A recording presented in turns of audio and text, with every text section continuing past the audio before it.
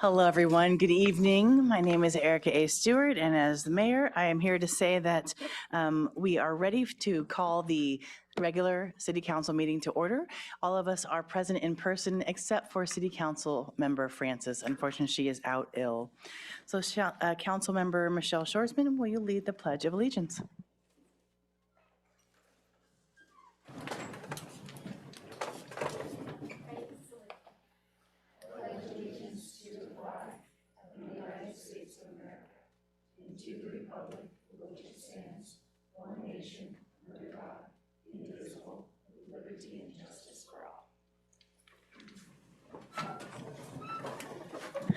Thank you so much. I do not, hold on one second.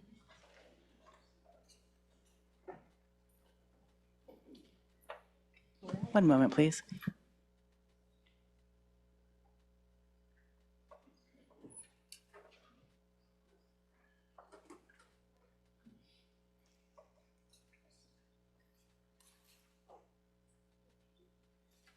Thank you.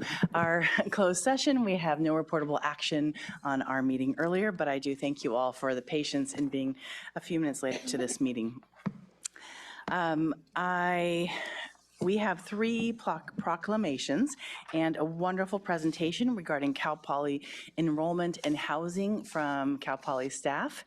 And before that, I just wanted to say that I'm wearing pink today because, of course, October kicks off Cancer Awareness Month for breast cancer. And as you'll see from many other organizations, it's really all of the cancer awarenesses that people are really bringing forward. And so just wanted to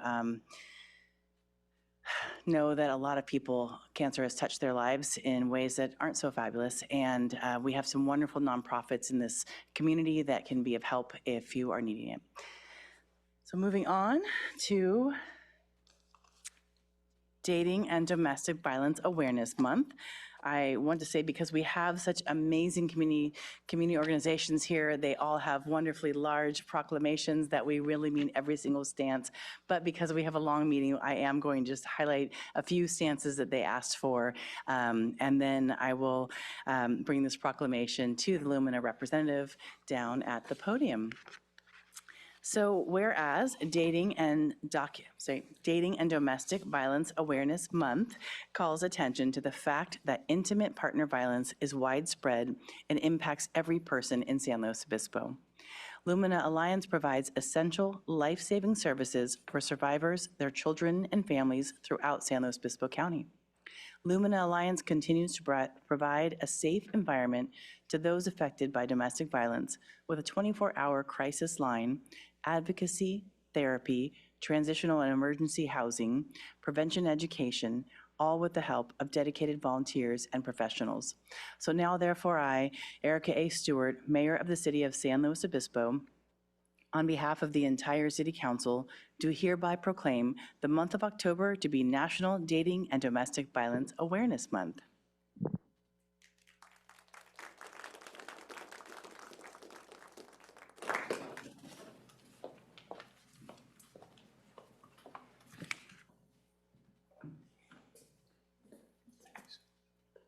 Thank you. Thanks for doing this. I appreciate it. All right. Thank you so much. Mayor Stewart and City Council members, we really appreciate honoring Lumina Alliance with this proclamation. My name is Jill Lemieux. I am the board president for Lumina Alliance, and I'd like to also acknowledge board member Chief Scott. I'm not going to repeat everything that Mayor Stewart said, but just want to say that as previously mentioned, that the DVAM was launched in 1987, and it was to unite organizations and people working to end domestic violence and intimate partner violence across the country. Over 30 years later, DVAM continues to be a time for collaboration, advocacy, connection, with the goal of raising awareness about the impacts of violence locally and nationwide. This year, we look to shine a light on the hidden costs of intimate partner violence in our community, as well as those groups whose survivorship often goes unacknowledged. While we recognize that intimate partner violence can be experienced by anyone, certain groups such as undocumented individuals, transgender individuals, and those living with disabilities are uniquely vulnerable. Despite this, these groups are often least likely to have access to the services they need to heal and thrive, and the violence they experience is often in the shadows. This October, we are committed to illuminating the path toward a brighter future for all survivors.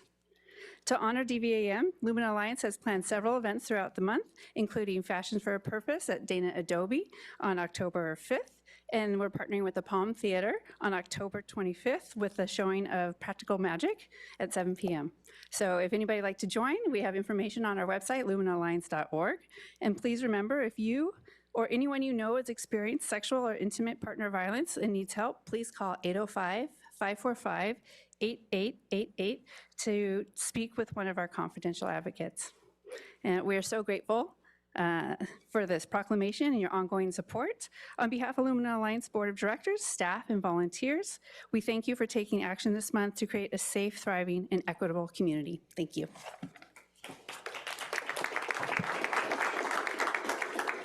I just want to say thank you, Madam Mayor, members of council, for supporting Lumina Alliance. And the proclamation today, it's just not words on a piece of paper.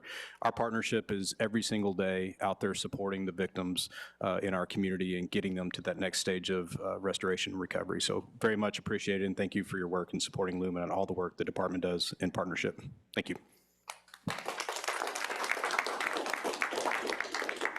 And thank you, Chief. We appreciate your sitting on the board as well. We know that it takes a lot of help from your team. Well, next we have the Fire Prevention Month, and Fire Chief Todd Tuggle will be receiving this, I think, as I look at him. Okay. So we'll give a few stanzas of the proclamation. So Fire Prevention Week, which is October 6th through 12th. So the city of San Luis Obispo is committed to ensuring the safety and security of all those living in and visiting our city. Whereas home fires caused 2,710 civilian deaths in the United States in 2022, according to the National Fire Protection Association, and fire departments in the United States responded to 374,300 home fires. 60% of home fire deaths happen in homes with no smoke alarms or no working smoke alarms. Whereas smoke alarms sense smoke well before you can, alerting you to danger in the event of fire in which you may save or have as little as 2 minutes to escape safely. 2 minutes is a very short period of time. In the 2024 Fire Prevention Week theme is Smoke Alarms, Make Them Work for You. Effectively serves to remind us to stay alert and use caution when cooking to reduce the risk of kitchen fires. So now, therefore, I, Erica A. Stewart, Mayor of the City of San Luis Obispo, on behalf of the entire council, hereby proclaim October 6th through 12th, 2024 as Fire Prevention Week, and urge all city residents to check their smoke alarms and plan and practice a home fire escape during Fire Prevention Week 2024.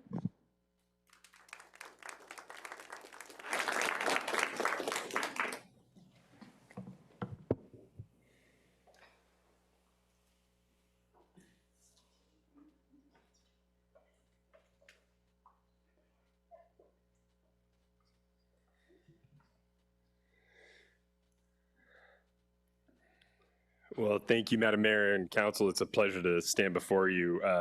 And just thanks for the note tonight. And I do want to take the opportunity to just remind folks that about smoke detectors and smoke alarms. And as noted in the proclamation, they do save lives. Approximately 60% of fatalities in our country last year involved instances where we didn't have smoke detectors, so it's important that we have them. They are available, they're relatively inexpensive, and they're available at many stores. And in fact, our fire department actually has them available as well, should you need one. But in order for them to work, they need to be maintained. And as we get into October and going into November and time change, would ask and remind everybody to don't forget to change your clock and change your battery. And also I want to let everybody know next week on October 10th, we'll be doing a fire prevention celebration or week at Farmers Market. And we'll be doing open house October 12th at the fire department at Station 1 at Santa Barbara and Broad. So thank you very much for your time and appreciate it tonight. Thank you.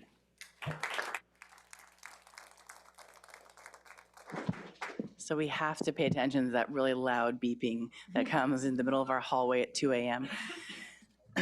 Okay, next we'll move forward to the National Cybersecurity Awareness Month, and Greg Herman will be receiving that proclamation. So we have National Cybersecurity Awareness Month, which is for the entire month of October. The city of San Luis Obispo recognizes the vital role technology has in our daily lives, whereby today, community members are increasingly reliant on information systems to support financial services, energy, telecommunications, transportation, utilities, healthcare, and emergency response systems. And for those of us with Verizon, we definitely know that more.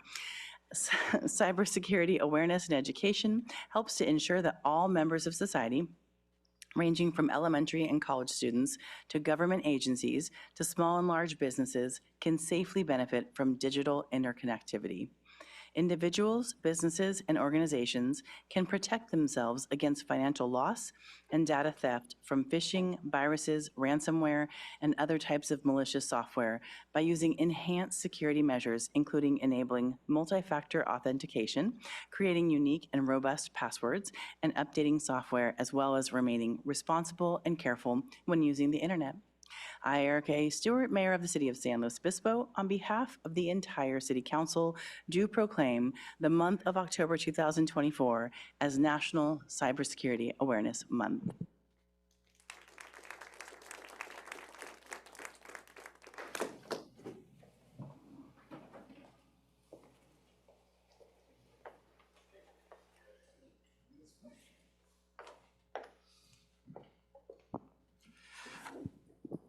Good evening, Mayor and Council members. Thank you so much. I'm happy to be wearing my IT hat tonight and represent that capable team in receiving the proclamation for Cybersecurity Awareness Month. So as many of you know, here at the city, we take cybersecurity very seriously.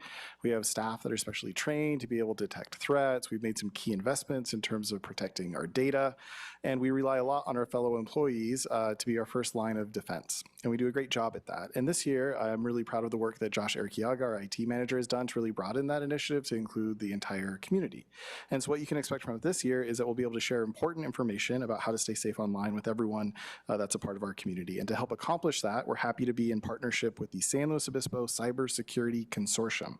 And if you're not aware of that, it's a group that includes Cal Poly, the city, county, and several businesses that are dedicated to cybersecurity education and training for the public. We have a few members of that group here in our audience today. You can wave for us. We've got Dustin DeBrum. He's the operations director for the California Cybersecurity Institute at Cal Poly, and various other folks that are involved. And I invite all of you to also come down to Farmers Market on the 10th and stop by what I believe is the first ever cybersecurity booth at Farmers Market. So it should be a party, October 10th and October 24th, and get access to some of the resources and some information that we're able to share with folks. Also, if you aren't able to make it there, if you just follow the city on social media or sign up to receive email notifications, we'll be sending out information to folks. And in case people are interested, the best place to go to learn how to stay safe online is a website that is staysafeonline.org. That comes from the National Cybersecurity Alliance, and that's really the best place to go. So stay safe, everyone, and thank you.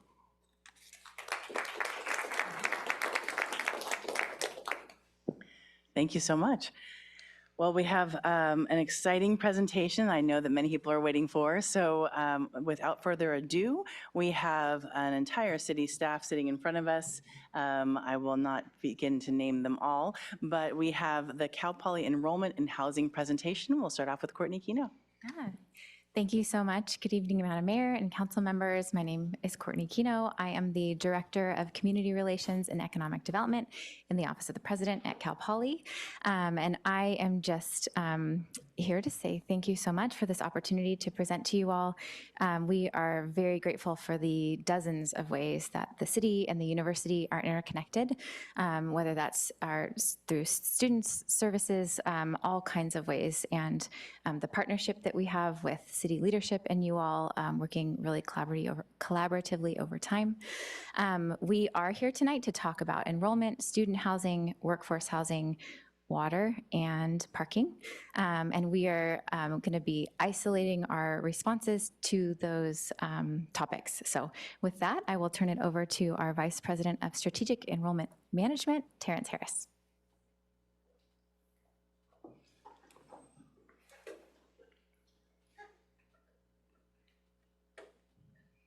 Maybe. Greg, you got that IT hat on, right? Well, thank you, Courtney. And thank you, Mayor Stewart, council members. Mayor Stewart said it will be an exciting presentation. I did prepare a dance number, but I heard that we're short on time.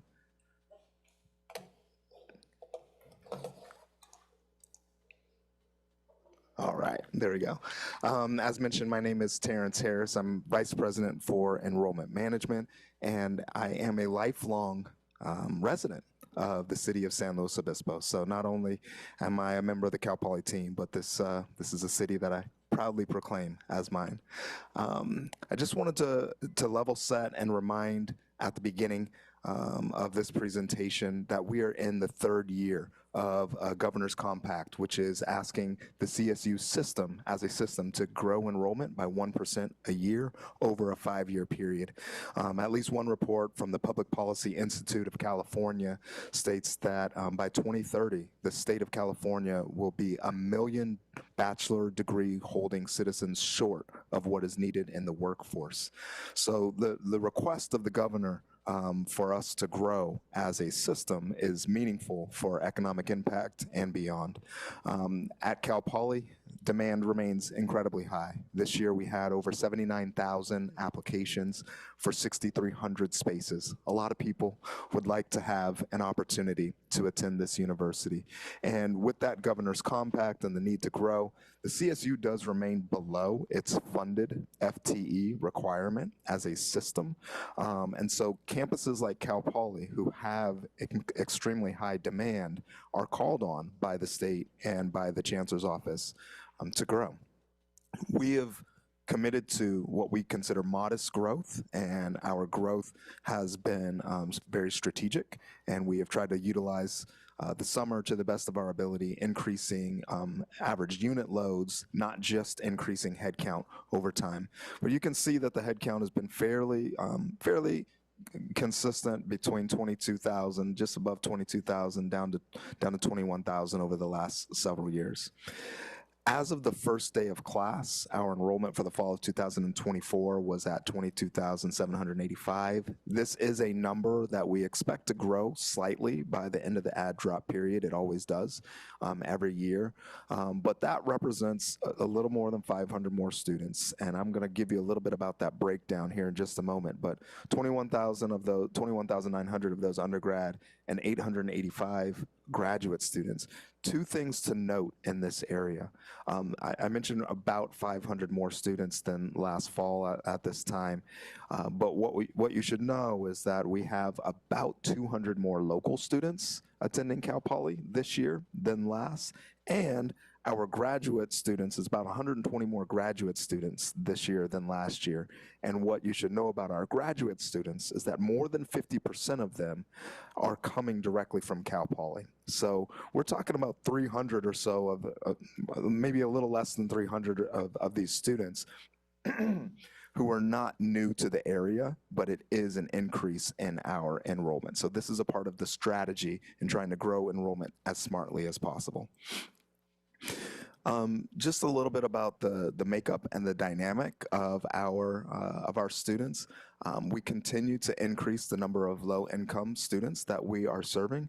This year we have about a 17% increase in the Pell eligible students, and this is essentially the most economically vulnerable group of students, so serving a lot more Pell eligible students and their families.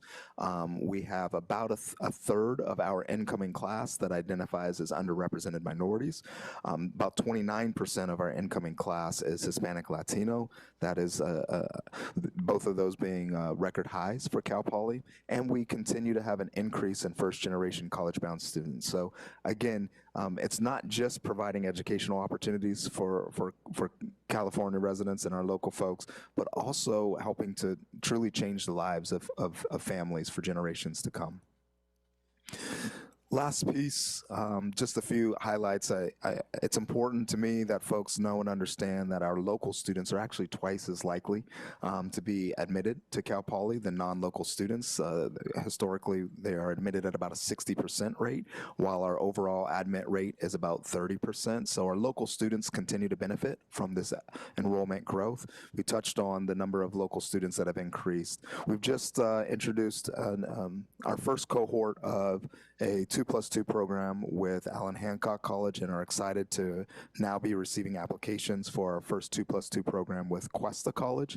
And this is all a part of our continued commitment as an institution to not just serve the state, but to serve the local region in which we live.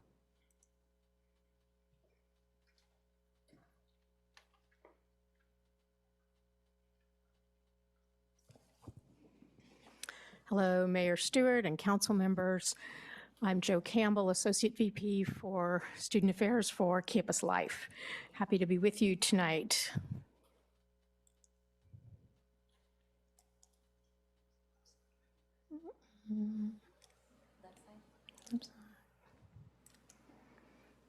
Okay, very exciting. So this slide gives you the historical and projected enrollment and student housing numbers. As you will see, the off-campus population that we have is pretty much steady state until we hit our new construction opening in fall of '26. And then the number of off-campus students is in decline after that. So we have a very ambitious new student housing program. We intend to have about 4,100 new beds added to our housing footprint over about the next 6 years. This is a very aggressive timeline, and we are very excited for this new project, all these new projects as part of the new housing program. This gives you a sense of how many first year in the dark green and continuing students in the gold.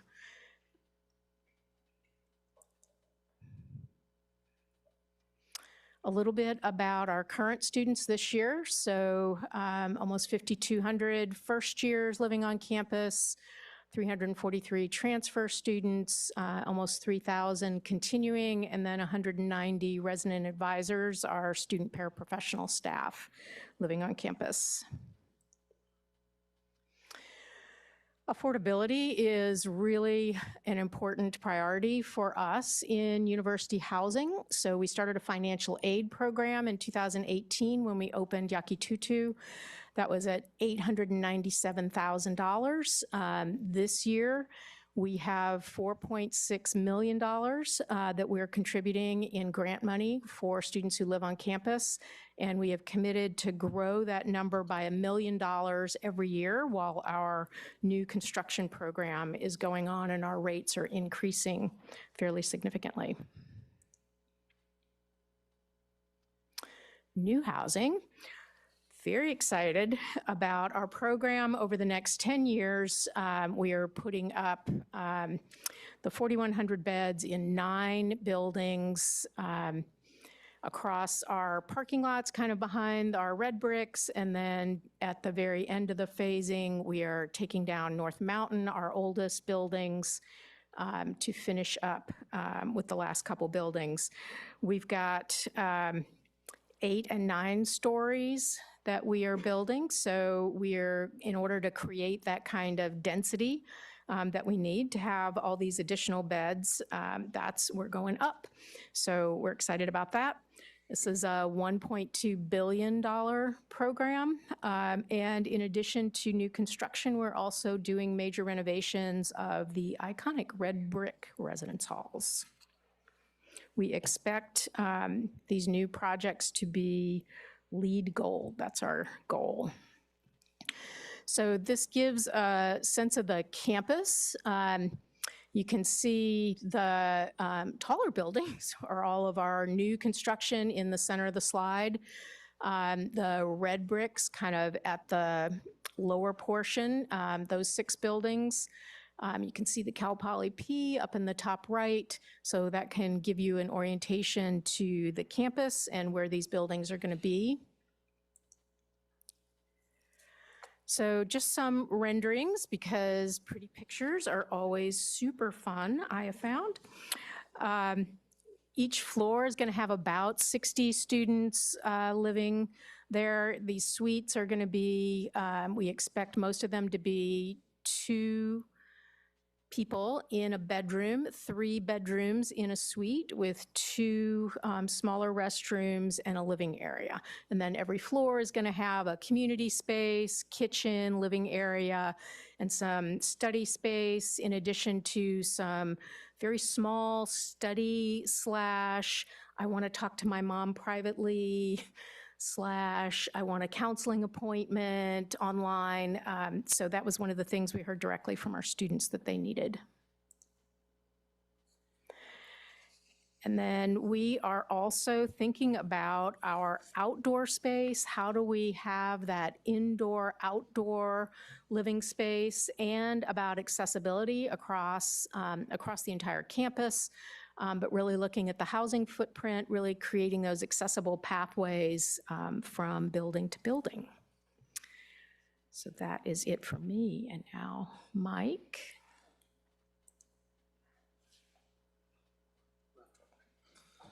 Hi, my name is Mike McCormick. I'm the Vice President for Facilities Management and Development, and good to see you all. I want to talk about, just in addition to all the student housing that we're bringing online that should start to relieve, as you can see in the graph, the pressure on the community. We're also quite focused on faculty and staff housing. As many of you know, we have a program already at Bahia, Montana. We have 70 units there that were built in 2006. And because of the ground lease structure that we have, we cap the appreciation of the houses for resale based on the CPI and not the kind of extraordinary real estate acceleration that we see around here. And so these houses now are selling at about 50% of the market value. And so we know that this is a really strong model, and it's a really good way for us to hold down the costs. And so we're doing that again at Vista Meadows, which is at the corner of Slack and Grand Street. I want to thank all of you, the City Plan Commission, staff, everybody who has been really helpful in helping us make this project work, because we're really thinking of it as an extension of the neighborhood immediately adjacent to that. And so that has taken a lot of cooperation with the city, and we really appreciate that. These houses will start going online basically in 2026, and we'll start to sell those. There's 33 units. There'll be single-family houses, 2-car garages, 3 bedrooms. So they're really good opportunities for families to live with their families and with their colleagues and near Cal Poly. We also have demand for rental units, and often we'll have faculty and staff that are coming from out of town. They need a place to land, basically, so that they can then get to know the community. Where do they want to live? And so we've recently acquired the Harvest Lofts, which are over in San Luis Ranch, just off of Madonna. There are existing leases there that we will continue to allow them to continue in those, and then we'll start to phase in the faculty and staff demand. The idea here is that we're not taking supply offline. We're not changing the demand, because our faculty and staff are already part of the demand equation too in the SLO area, but we're able to control it, and we're able to control both the occupancy and the cost, the ongoing cost, in a similar way that we talked about. And so I think this is going to be a real plus both for Cal Poly and for the community. And then finally, we're also looking at a phase 3 of faculty and staff housing for sale units. And so I have a map of the campus, because we're sort of looking all over campus to try to find a place to put another 200 to 300 units, which we already have demand for. This will require some work. It's not covered in the master plan, so we'll have to do an amendment to the master plan, some EIR work. But we really think that this is going to be helpful. Our goal is to have something online around 2028. There's a lot of hurdles in between there now and then, but so I don't want to totally commit to that, but that's our goal, is to get something online at that point.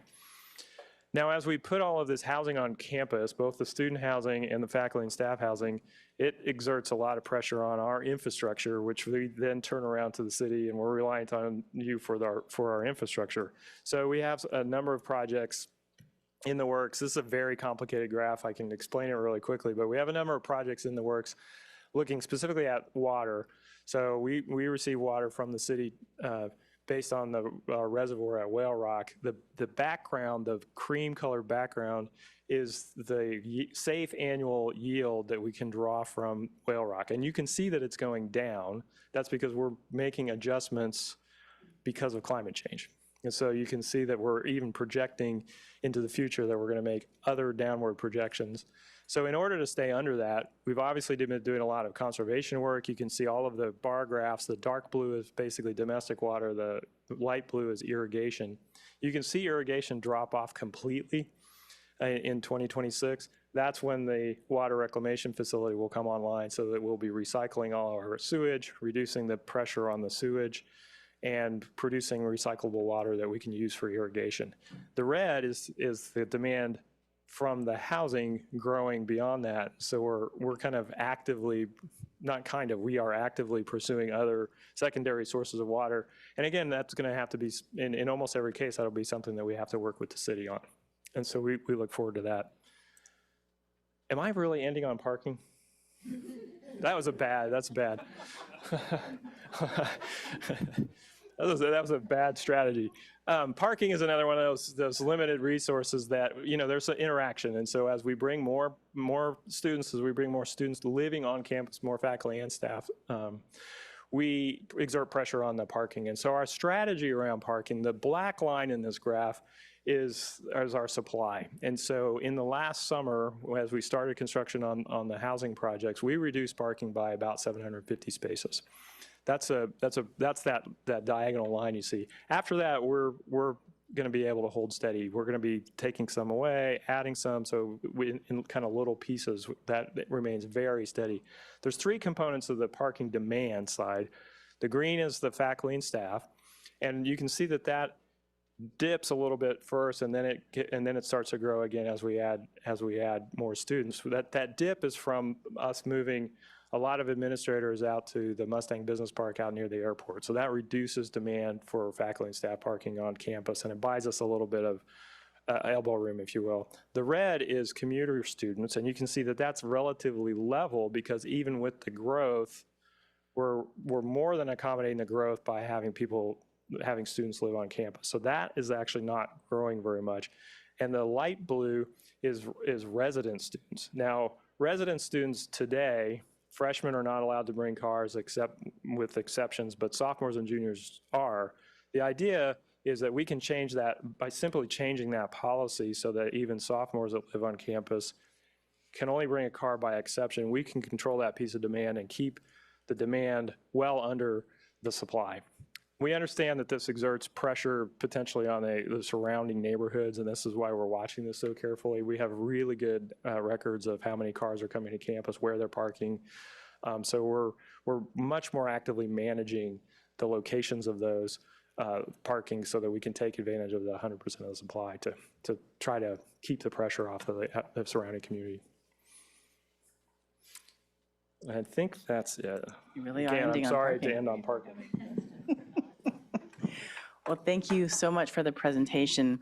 As you can only imagine, this brings so many more questions, but apparently that's for another day. I did want to just ask for clarification. You said something that made me ask a question. The 200 units that you'll need to amend the master plan, was that rentals or sale? Our first priority is to get the for sale units in place. And again, we have such a good model about a ground lease, then a purchase with no money down. We actually have support for the down payment, and then we can hold the appreciation down, so that becomes really effective. So that's going to be our first priority. Okay, great, thank you. Are you going to be, when you say amending that master plan, will you be sharing that with the council or the public sometime soon, or what does that look like? Yeah, as soon as we're going through the site selection process now, so as you can imagine, we're looking at lots of different sites and implications of that. We've had some meetings with county staff already to understand the implications of that, and so we will be bringing that. Great, thank you so much. All right, well, like I said, that brings many more questions, but we'll bother Courtney and others at a later date. But thank you for the update, we really appreciate it.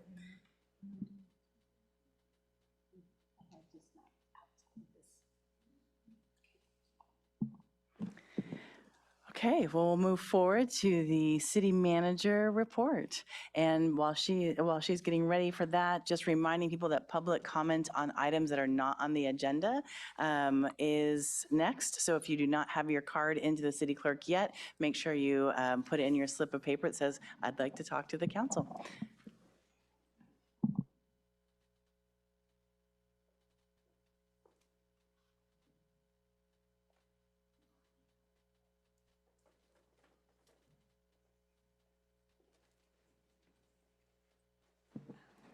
You can.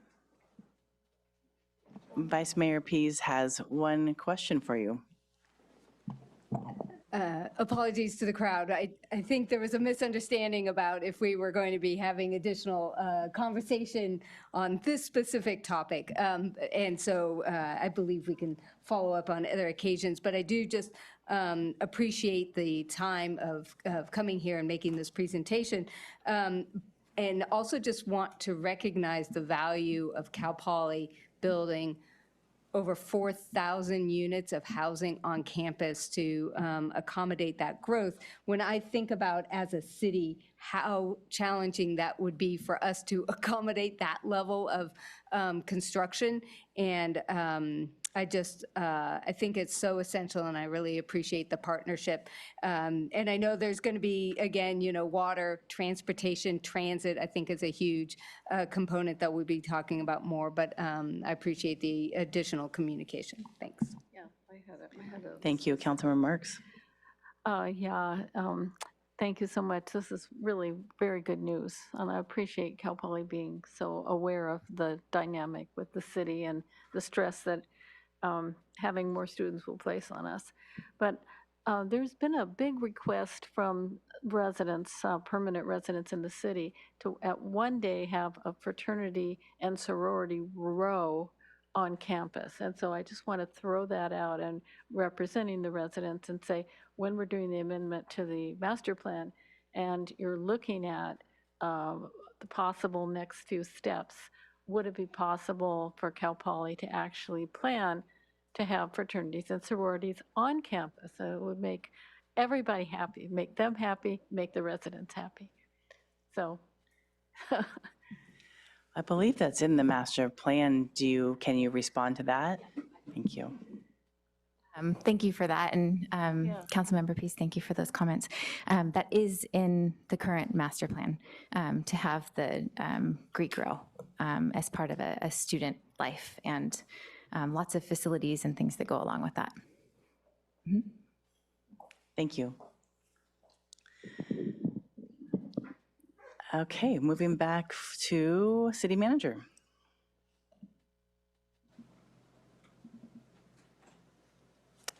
Thank you. Thank you, Mayor and Council. I'm happy to highlight a few items tonight with some updates for the community. We have a handful of Parks and Rec related items to let everybody know about. First, really wanted to thank everybody for coming out for our 7th annual September Scramble. It was our largest participation numbers and rates to date, with over 475 participants, totaling over 1,200 laps on the course.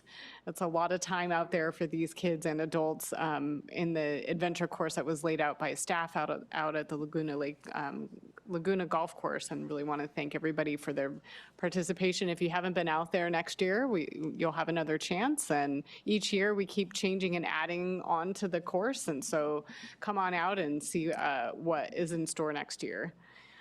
We also wanted to let everyone know the Jack House docents, in partnership with the SLO History Center, are presenting a new event to showcase the Victorian era at the Jack House with the Victorian morning traditions.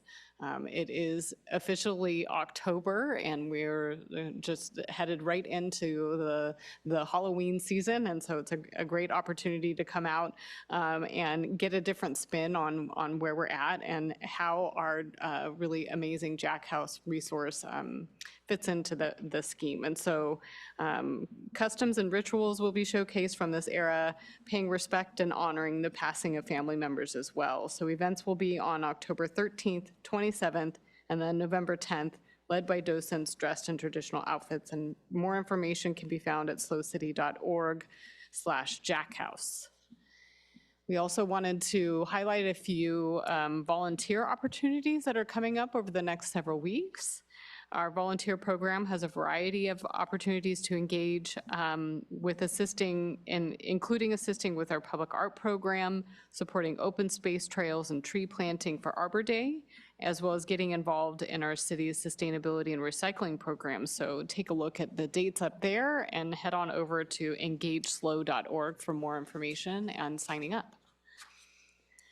We also wanted to make sure everyone's aware that we have a free ride share week coming up on October 7th through 11th. So Slow Transit is participating with SlowCog and nearby transit agencies, including the Regional Transit Authority, the RTA, and offering free bus service next week, October 7th through 11th, to celebrate Ride Share Week.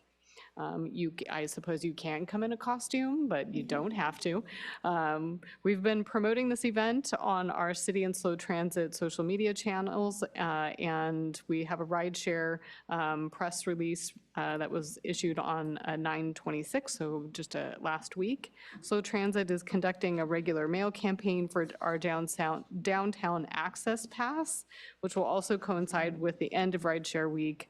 And this campaign targets business owners within the designated downtown area for the access passes, which is a really amazing benefit that we hope to really get the word out there. It's free bus passes for folks who work downtown. Next, and we have an amazing model up here at the dais for Arttober. Ta-da! We're excited to be bringing back Arttober to San Luis Obispo in honor of National Arts and Humanities Month. Thank you to Vice Mayor Pease for that impromptu ta-da. This year is all about creating awareness for our incredible arts and culture scene that not only brings vibrancy and character to our community, but significant economic impact in the way of jobs, inspiring visitation, and supporting our local businesses. As part of the celebration, our painted piano will return to the plaza.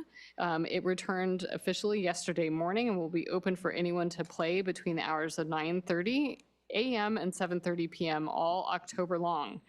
Additionally, community members will be able to pick up their Arttober totes this year at 5 featured nonprofits. To learn more about those organizations and see all of our arts and culture to experience and learn about in San Luis Obispo, head to slowcity.org/Arttober. We also wanted to highlight a new program that we have that just kind of kicked off and is up and running called the Green and Healthy Homes Hotline. This hotline is being funded through federal prize money that we received through the Buildings Up program.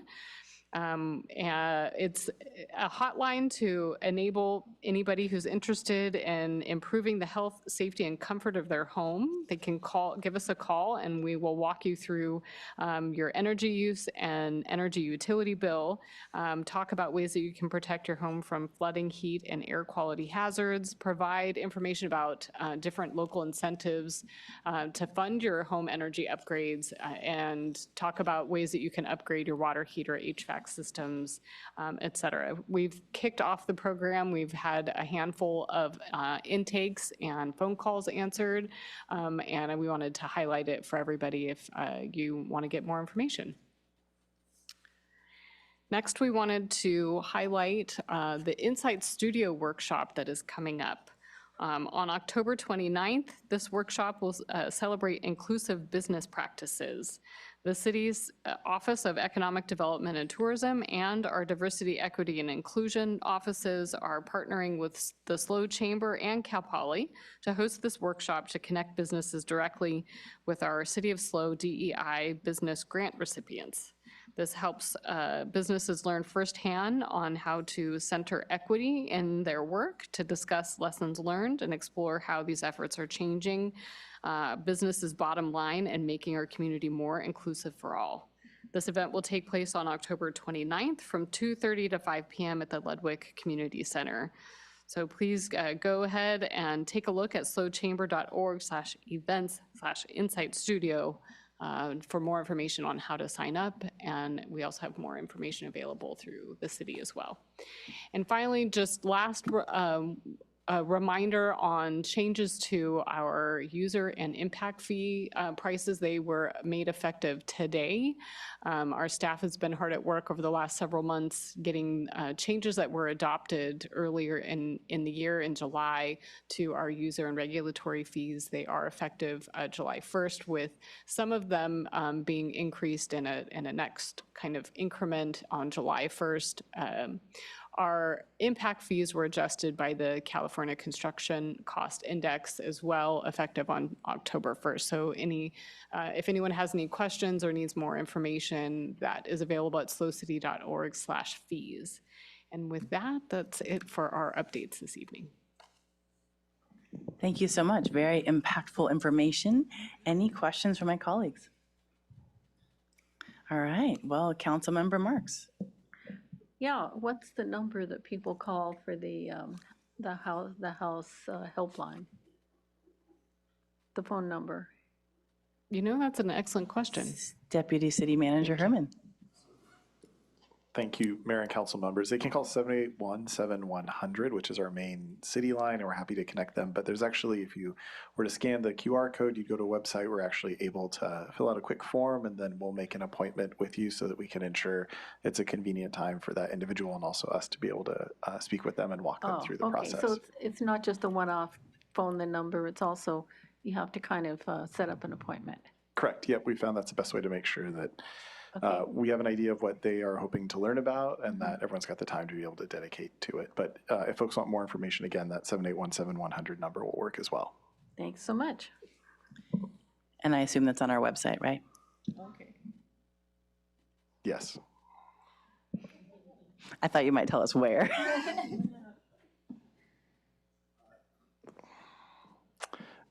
It should be, if you go to slowcity.org and you click on news, you should be able to find the most recent news item on this, or if you get to our sustainability page through the government tab, you can find it there as well. Awesome. Thank you so much. All right, well, without further ado, this is already a lot of information in a wonderful way.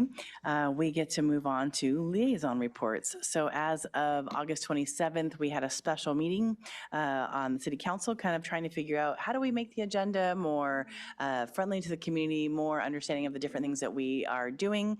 So we thought we would start this out and share our communications section at the end, which is if we have some interesting new agenda item to bring to the group or something of that sort. But if it's liaison reports, we're doing that now. So I'll go ahead and kick off mine and bring it back to the rest of the council. Unfortunately, Councilmember Francis will have to tell hers next time. First, we had our City University quarterly meeting about 2 weeks ago.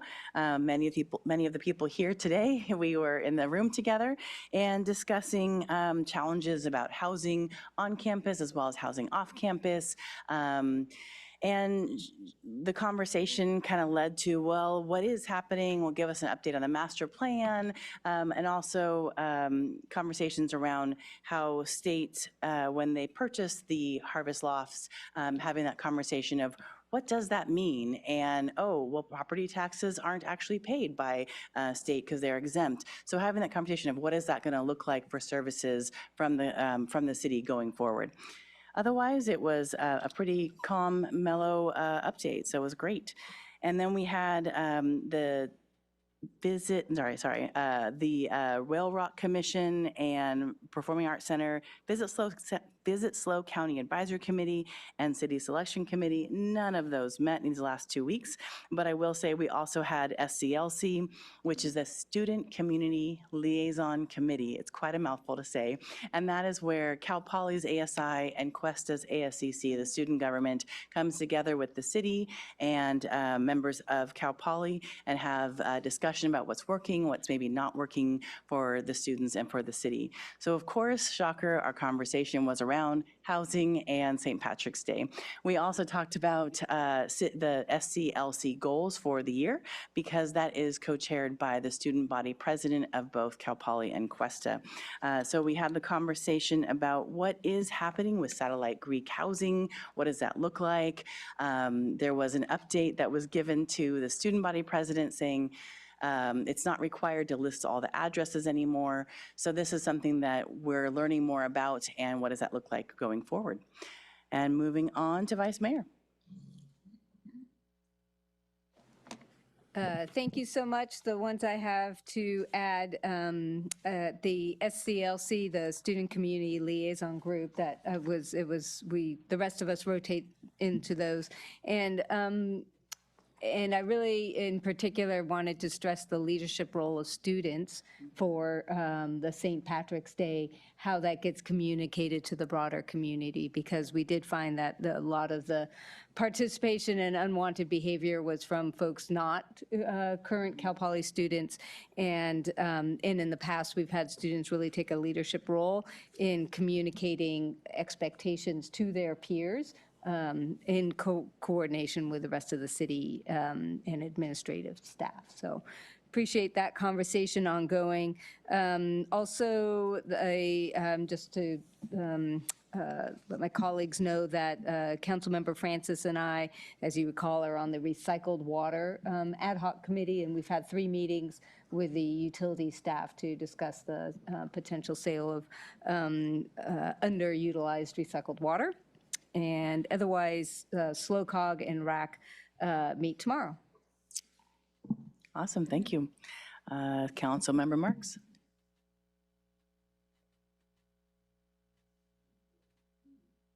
Yeah, well, the Air Pollution Control District meeting I missed, and Councilmember Francis went in my stead. I don't know exactly what happened, but I know what was on the agenda was a program to allow people to trade out their gas-powered lawn maintenance equipment like leaf blowers, hedge trimmers, lawn mowers, and things like that. It'll be a straight trade, so they won't have to pay anything to get the new electric equipment.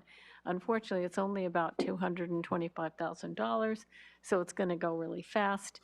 But this is a grant from the state, and I think we'll probably get more in the future. In terms of the Integrated Waste Management Authority, we've entered into a agreement to purchase a new building at 555 Churro, just on the other side of the overpass, the freeway overpass. And escrow is going to be closing in the next couple weeks there. And they're beginning to look at the upcoming budget at this point.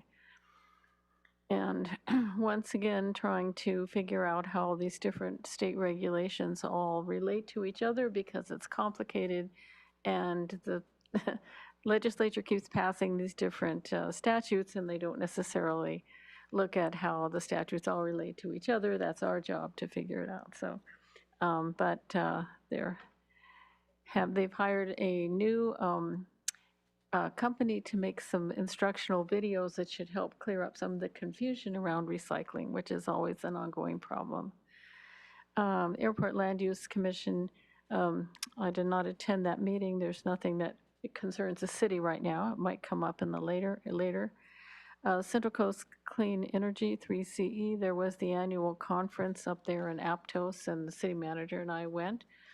And it was great. It was very exciting. There's a lot of wonderful new programs going on. It's also was a meeting where we, the policy board and the operations board, basically looked at a lot of different contracts that are going to be let in order to procure the clean green energy and then pass it on to our residents. It's a 5-county organization with over 1 million customers.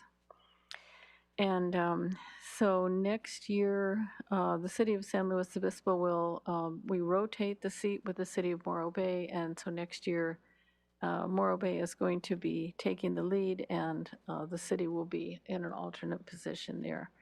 So there'll be a learning curve, but we'll support Morro Bay as much as we can. And that's all I have. Great, thank you so much. Councilmember Shorsman. Yes, thank you. Of the 4 regional groups that I am the liaison to, only one of them met in the last few weeks. The day after our last council meeting, we had a Homeless Services Oversight Committee meeting.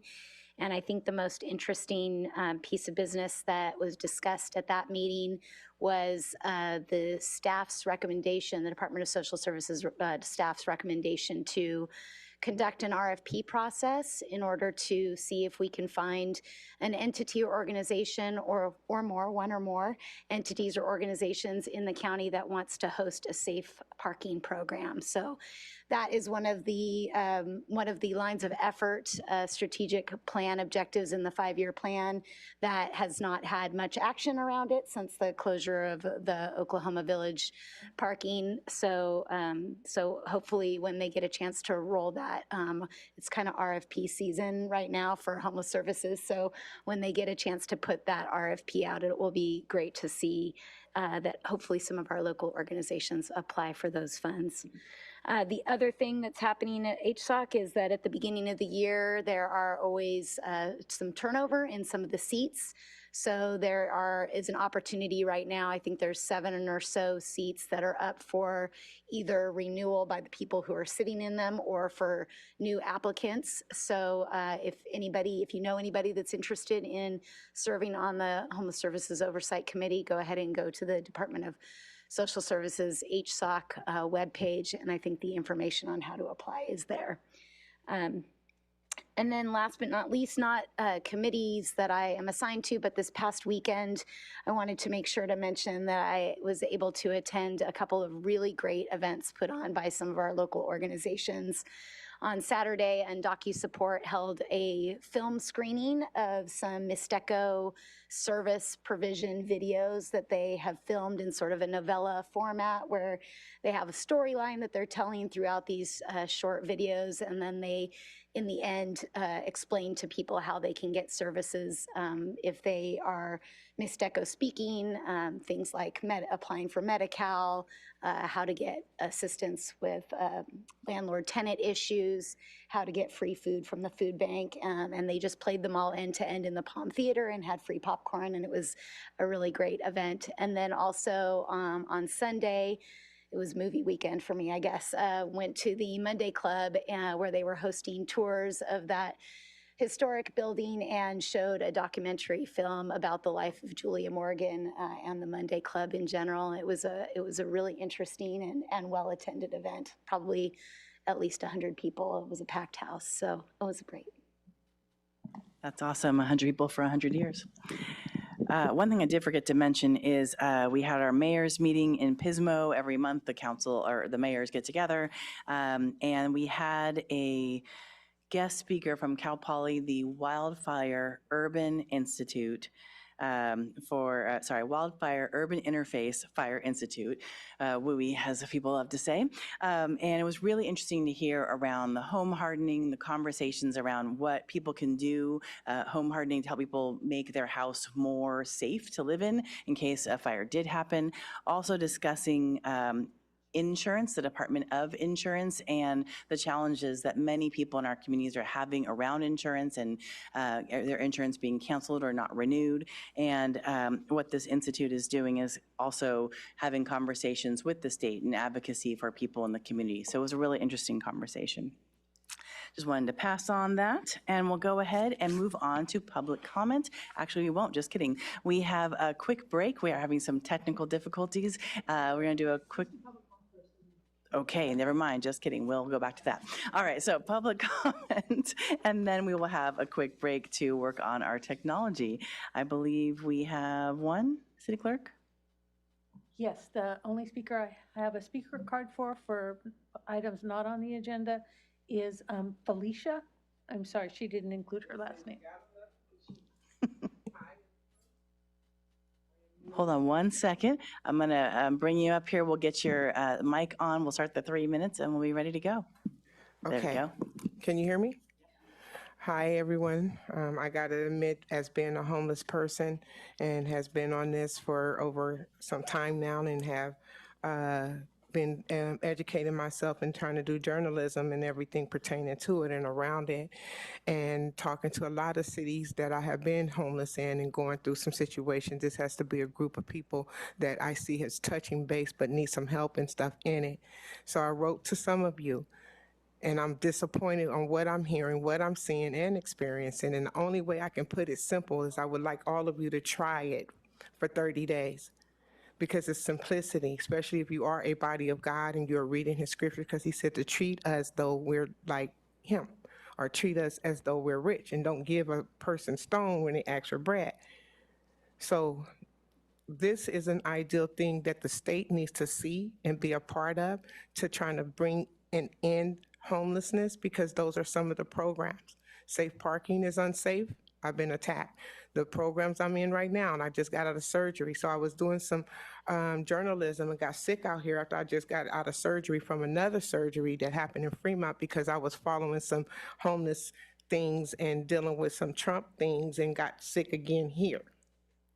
So I'm in a program at 40 Prodro being very disrespected, going through a lot of stuff and going through risks of drugs and stuff getting in my hair, my system, and being mistreated as though I'm inside of one of them programs. So to simplify some of what is happening, and I'm hoping my time would give me time because I'm nervous. So what the simplest way is we have to find a way to put people in their groups and category, not trying to say that someone is greater or better, but if any of you lose your jobs, lose your homes, go over there for 30 days, not as you, but as a homeless person, and see if you guys can revise some of these things when it comes to homelessness. And safe parking on my identity came up missing. Then I was being attacked by some of the people who was from incarceration and drugs. And because I'm Black American and indigenous as well, I'm going through challenges and being able to witness and see the things that has been in place. Gavin Newsom with his fine self is running for me. I have a show, it's called You Gotta Love Felicia, that I am filming and documenting my experience in journalizing. Now, journalizing is a hobby of mine, and I do it by nature, and I write, and I write. And I'm not good in parentheses and all this stuff, I just write on tissue paper and whatever, and even listen to you guys on a technical level, and even seeing what you guys is experiencing, because I'm a challenge learner and been hacked, because Google, Apple, and all of them too knows I'm trying to reach out to them because they stole 20 years of my history. So when we're talking about ending homelessness and stuff, no one should be in a boat or a category to where we have to be in positions like that. So sorry, the time is up. Oh, I know was it looking at just that. froze, but it was still counting. I apologize. And I was looking at that. I know. apologize. But in the meantime, I don't mind trying to write or getting in contact with someone, because right now I'm going through a lot. Thank you so much. So we need homes separated from those type of places. Okay, thank you. All right, so we are going to take a 10-minute break, and we'll see you back in 10 minutes. Okay, I think we are up and running. We'll return back to the regular council meeting. So next, we will be moving forward to our consent agenda. And there was an amended agenda that was put out. So if anyone is wondering where the community workforce agreement is, it's still here, 6F, or it's not there anymore, but it was 6F. And so that has been tabled and we will be brought back when there is the correct time. And anything from my colleagues that you would like to have pulled or you have initial comment on? The city clerk, do you know? Thank you. Councilmember Schwartzman.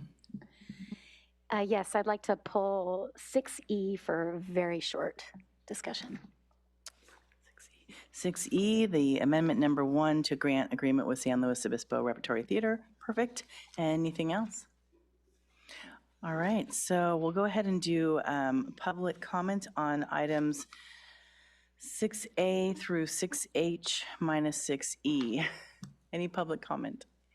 Yes, we have one speaker on 6D. Great, thank you. Fred Kelly.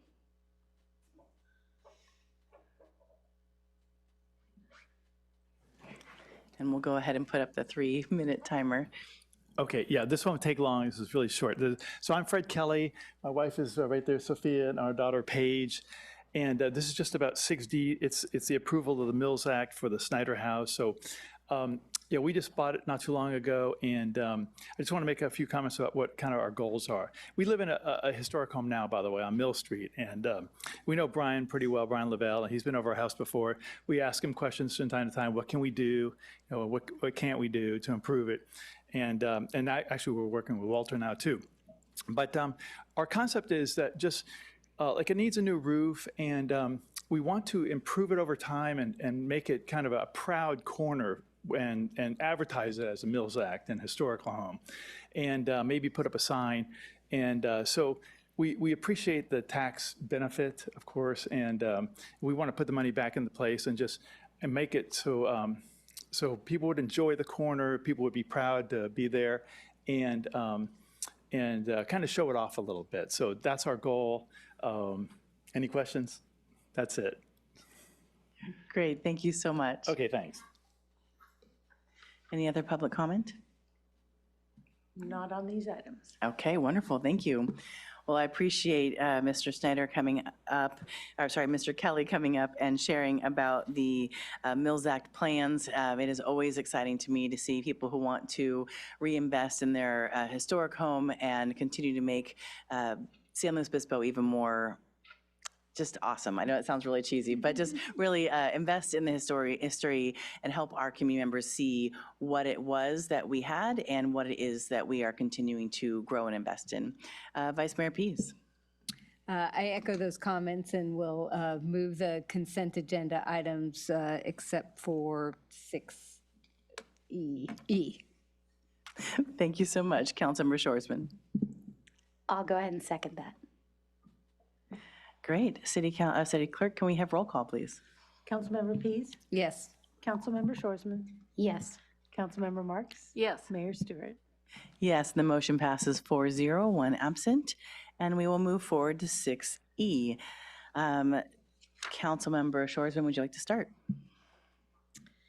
Yes, thank you. So I had requested, I asked a few questions of staff as I was reviewing the various documents. There's a lot of attachments with this one, the ENA and the original grant agreement, and then the amendment to the grant agreement. And in talking with staff, I had just one piece that I think I wanted to see if we could clarify. As someone who works with grants and grant reporting a lot in my day job, I had questions about the reporting requirements that that SLOREP is required to report on as part of the receipt of the grant, and when those grants started and when they ended. And so I think maybe based on that conversation, Greg has proposed, has some language that we could propose to just clarify what the expectations are of the city for those reports. And so I don't know if you want to go ahead and chime in. Sounds good, thank you. Sure, thank you, Councilmember Shorsman. So I think the question was about the quarterly reports. Those are included in the original grant agreement. What you have before you tonight is an amendment to that original grant agreement. And that original grant agreement basically states that there's quarterly reports that should include updates on construction progress. And so if there is interest from the council, we could just add a clarification to that, that given that those are intended to be associated with construction, that we would want those to start when construction begins on the building. And so we would just add to the amendment before you this evening, amending section 9 of the original grant agreement to add a section that says these reports shall begin when construction commences. That makes absolute sense. Thank you. So maybe a minor tweak, but I think important for somebody who's responsible for doing the reporting. That makes sense. Thank you so much for catching that, council member. Any other questions? All right, do we have any public comment? Yes, we have one public comment on this item. It's Kevin Harris.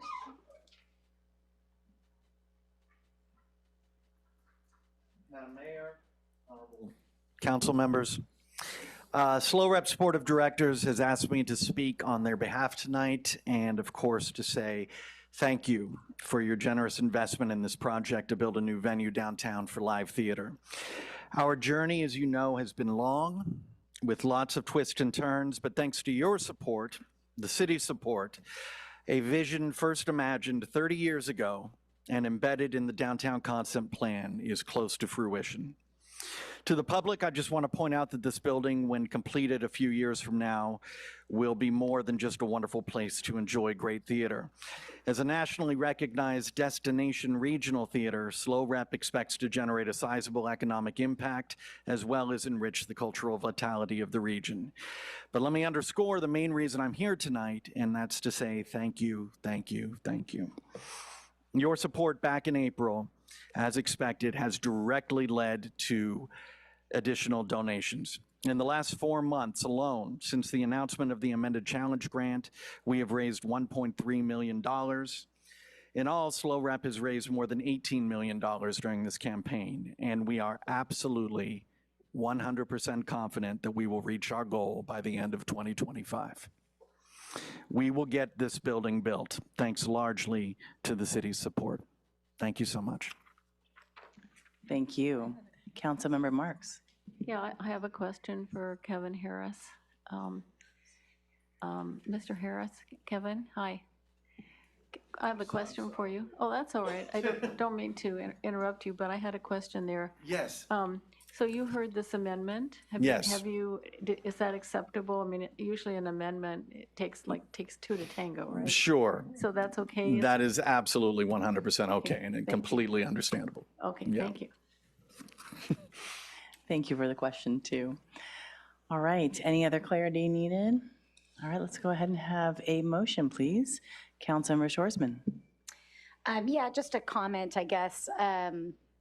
You know, when we discussed this back in April, I think I was the lone vote against this challenge grant, or this addition to the challenge grant. I voted for the original grant back a while ago.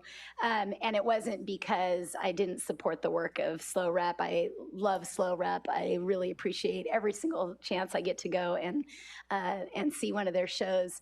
But I was nervous about the economic impact of this and not sure that we would have the money in our infrastructure investment fund to support this extra additional addition to the challenge grant and still meet the needs that we have for infrastructure going forward. And just want to really thank staff for the work that they've done over the last year and, you know, being fiscally responsible and helping us get to the point where we can do this still. And so I will be supporting it tonight, even though I didn't initially, because I'm just really grateful that we've been able to do that. And also just want to pay attention to this because we might not be so lucky in the future to have the financial situation where we're at with our, you know, we're going to talk about this more later in the evening with our year-end report, but we're just in a really good position right now to be able to do something like this. So I'm glad to do it. And I will go ahead and make the motion unless anybody else has any other comments. Great, thank you, Councilmember Marks. Well, I'd like to second the motion, and I do support this, and I do have to say this is about as far as the city can go. I think it's been a big stretch for us, a bigger stretch for Slow Rep, and of course I'm a big fan, so I'd second it. Thank you. Can we have roll call? Councilmember Shorsman? Yes. Councilmember Marks? Yes. Vice Mayor Pease? Yes. Mayor Stewart? Yes, and I echo Councilmember Shorsman's words. I do think this was a really big decision, and it was not thought of lightly. So thank you so much, Mr. Harris, for showing up today and sharing your words as well. All right, moving forward, we will get right into our business items. So we have, I believe, Molly Kano for one last time will be coming up and sharing the annual report of the TBID, the Tourism Business Improvement District. And this is just to receive the annual report for the fiscal year, not the public hearing. You got it. All right. Well, Well, good evening, Mayor Stewart and members of the council. Believe it or not, but it was just about a year ago at this time that the city implemented a reorganization of the economic development and tourism programs to create the Office of Economic Development and Tourism. So tonight, over the next 2 business items, we are pleased to be able to present to you the fruits of that labor. First, we're going to have the TBID annual report, followed by the annual report of the Economic Development Strategic Plan. Starting with tourism, the tourism economy is vital to the economic prosperity of our community. In fact, when we last calculated, about 40% of the city's general fund came from our visitors into our community. That was in the form of our transient occupancy tax as well as our sales tax combined. But those revenues are not alone. Tourism fuels our virtuous cycle of our economic development ecosystem because where people want to visit, people want to live. And where people want to live, it's a place where people strive to work. And when people strive to work, people aspire to have a business. And so on and so forth, that cycle goes. So now it's my pleasure to turn it over to Jackie Clark Charlesworth and Lydia Bates to present to you this evening the annual report for the Tourism Business Improvement District. Good evening, Mayor Stewart and members of the council. I am honored to be here tonight for the first time to present the fiscal year 23-24 SLO TBID annual report to all of you. It's my sincere pleasure to introduce Ms. Lydia Bates, Director of Sales and Marketing for Hotel San Luis Obispo and the board chair of the SLO Tourism Business Improvement District. Thank you. Good evening, Mayor Stewart and members of the Can you council. put, Sorry about thank that. you. Good evening, Mayor Stewart and members of the council. It's a pleasure to be here tonight on behalf of the TBID to share our annual report with you. Together, we will present the annual report of the district as forwarded to you by the TBID Advisory Board. During the presentation, we will refer to the Tourism Business Improvement District as TBID and our program as Visit San Luis Obispo. Tonight's presentation is just part 1 of a 2-part meeting process. We will be back before you on October 15th for our annual public hearing. So before you this evening are 2 recommendations from the TBID. First is to receive and approve the Tourism Business Improvement District Board's 2023-24 annual report. Second is to adopt a resolution of intention to continue the San Luis Obispo Tourism Business Improvement District, to levy the assessment for the district at the same rate of 2%, and to set a date for the public hearing on the district assessment.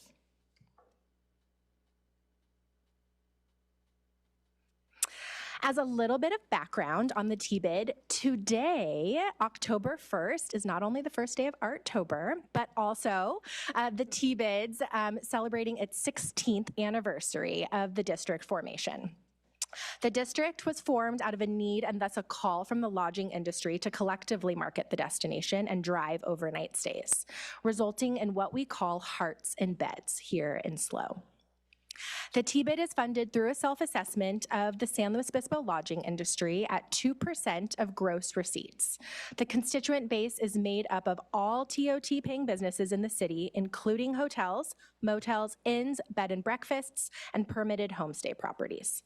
Currently, our district represents 42 traditional lodging properties and more than 100 permitted homestays. The ordinance was implemented according to the state's Streets and Highway Code and stipulates that the assessment must be used for tourism marketing to benefit the hotel operators in the district. The use of the funding is recommended by a 7-member advisory board appointed by City Council, comprising of lodging business owners, operators, and managers. The ordinance requires the board to submit an annual report to the City Council to give an account of the use of the funding. The board approved the report that is being presented to you tonight at their September TBID board meeting and recommends that Council pass a resolution of intention to continue the district. The TBID board. Oh, is it? When it's Closer, red, okay. it works. When Sorry it's, about that. it's okay. Sorry about that. Okay. The TBID board is a working board, meaning that we create, direct, and approve all programs and expenditures of TBID for lodging properties in SLO. Since we were before you last, our board members have remained the same, and we've benefited from the continuity and cohesiveness of the stable leadership. During the fiscal year, the board continued to hold a second special meeting in addition to our regular board meeting to ensure that the work program stayed on track. In total, the board met during 16 meetings over the course of a year, equating to about 37 volunteer hours per board member. Based on the feedback from fiscal year 22-23, this year the board held 2 partner receptions for stakeholders, the first in November at Madonna Inn and the second in June at Embassy Suites. Through these receptions, we were able to share the status of the Visit San Luis Obispo, significant projects, build connections, and provide an educational opportunity for the properties in attendance. Attendees at both events represented nearly half of the 42 lodging properties, and with 8 strategic and community partners also in attendance across both events. In post-event surveys, participants rated the presentations and updates from the bid and partners, as well as the networking opportunities as the most valuable aspects of the event.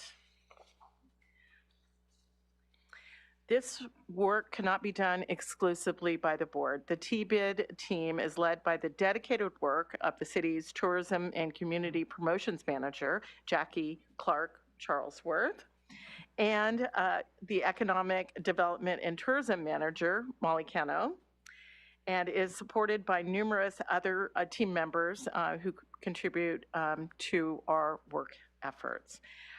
The tourism staff supports the TBID board by directing a valuable team of contractors who bring the board's vision to life. In 23-24, that team included the marketing agency of record, Noble Studios, the National Public Relations subcontractor, DCI, our social media management team, Badger Branding, and the unique contracted services through the team at the SLO Chamber of Commerce for coordinated public relations efforts and the delivery of guest services through the Visitor Center. We are excited to report that fiscal year 2023-24 saw another record-breaking year for tourism in San Luis Obispo. In terms of key results, the hotel industry follows occupancy, average daily rate, and RevPAR to track performance and trends in the destination. In fiscal year 23-24, occupancy levels in the city saw a marginal increase of 0.01% compared to fiscal year 22-23, with an average annual occupancy rate of 68% for the year. While this modest year-over-year growth illustrates the continued recovery of visitors returning to travel with overnight stays in San Luis Obispo, when compared to occupancy in pre-pandemic years, it is still about 2% below the 2018-19 fiscal year, when annual average occupancy for the city exceeded 70% for the year. The growth of the average daily rate, or ADR, in San Luis Obispo has slowed. In 23-24, the annual ADR was approximately $176, which on average is essentially flat to the previous year, but still $23 higher than the pre-pandemic year of 2018-2019 for comparison. The last key indicator used by the TBID to gauge impact is RevPAR, defined as revenue per available room. In the 23-24 fiscal year, the annual average RevPAR was slightly up from the prior year at the rate of $122. As you can see in the chart, we continue to see strong results in 23-24. Most notably is our near $11 million TOT year. This number is strikingly important to council, the city, and our residents because the entire $11 million goes directly into the city's general fund for the services and programs that our community needs and values. These include public safety, parks maintenance, open space, citywide infrastructure, and so much more. On the other hand, the $2.2 million in TBID assessment revenue that was earned this fiscal year goes directly back into Visit San Luis Obispo's marketing programs that are directed by the TBID. As a note, these numbers were current at the time of the report. Our colleagues in finance are still reconciling fiscal year 23-24 TOT revenue, and we anticipate a slight increase to further exceed the budgeted amount. When you look at the TOT's annual performance, you can see from this chart that the nearly $11 million collected in fiscal year 23-24 continued the record-breaking trend achieved the prior fiscal year. For comparison, when you look at 2008, when the TBID was formed, the total was just over $4 million annually. So dramatic increase. While we are incredibly pleased with this collection, we remain vigilant and dedicated to standing out as a destination in a crowded landscape and an industry that is leveling out after its post-pandemic high. Taking a look at our TOT figures per month, we saw the typical trend of the inverted bell curve with peak season in the summer and spring, and the dip to a lighter fall and further dip during winter. When we look at TOT month to month, in fiscal year 23-24, we achieved 5 $1 million months: July, August, September, April, and June. In terms of the financials, the TBID maintains a balanced budget. The figures displayed represent the total allocated budget from fiscal year 23-24. The figures you see here represent unaudited financials. In the instance revenue actually exceeds projection, the balance will be available for carryover to the fiscal year 24-25 TBID program budget. So, how do we do it? Visit San Luis Obispo maintains a robust, comprehensive marketing program to ensure strong and responsible visitation to the city. This results in overnight stays at TBID properties and a vibrant visitor economy for our town, as our friends at CNN Travel like to call pure California perfection.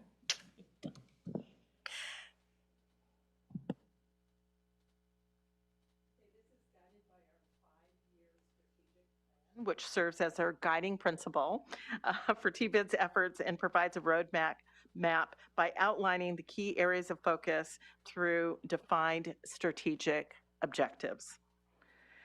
We use the strategic plan to establish the marketing and business plan goals for each year, and we use the plan as a basis to support new opportunities and requests.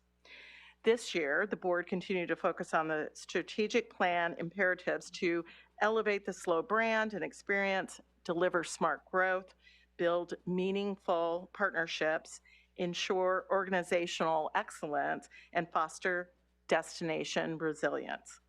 This fall, as we close out a successfully implemented 5-year strategic plan, the TBID board will undergo an update for 2025 through 2030. To ensure that Visit San Luis Obispo's marketing programs are intercepting travelers at all stages, we utilize different marketing levers across their journey. This multi-pronged approach drove an efficient and effective conversion strategy. The SLO brand messages, the areas of opportunity were adapted to tease potential travelers along the phases of dreaming, planning, booking, experiencing, and sharing. In addition, looking at the traveler's journey helped the TBID incorporate and account for any fluctuations in travel behavior. Needless to say, fiscal year 23-24 was a significant year for the TBID. To showcase our achievements, the Visit San Luis Obispo team has compiled a video of our highlights, our sizzle reel.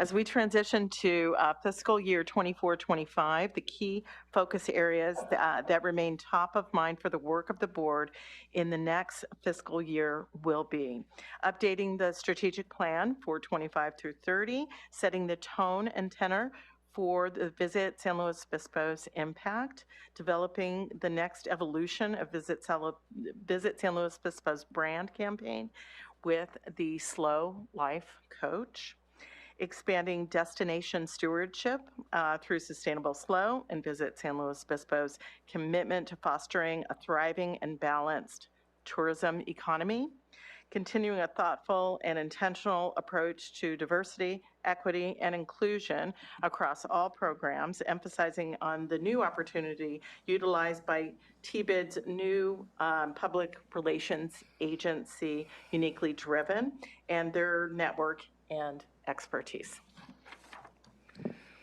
In conclusion, before you this evening are two recommendations from the TBID. Receive and approve the Tourism Business Improvement District annual report for 23-24. And secondly, adopt a resolution of intention to continue the San Luis Obispo Tourism Business Improvement District, to levy the assessment for the district at the same rate of 2%, and to set a date for the public hearing on the district assessment, which is scheduled for October 15th, 2024. Thank you so much for a fantastic report and a fun video, of course, as well. I know I myself, I got to meet staff from the Uniquely Driven marketing, and I'm really excited to see what will happen next. Anything from my colleagues? Councilmember Shorsman. I just had one question. You mentioned the Slow Life Coach. I wondered if you could talk about what that is a little bit. We would love to tell you about the Slow Life Coach.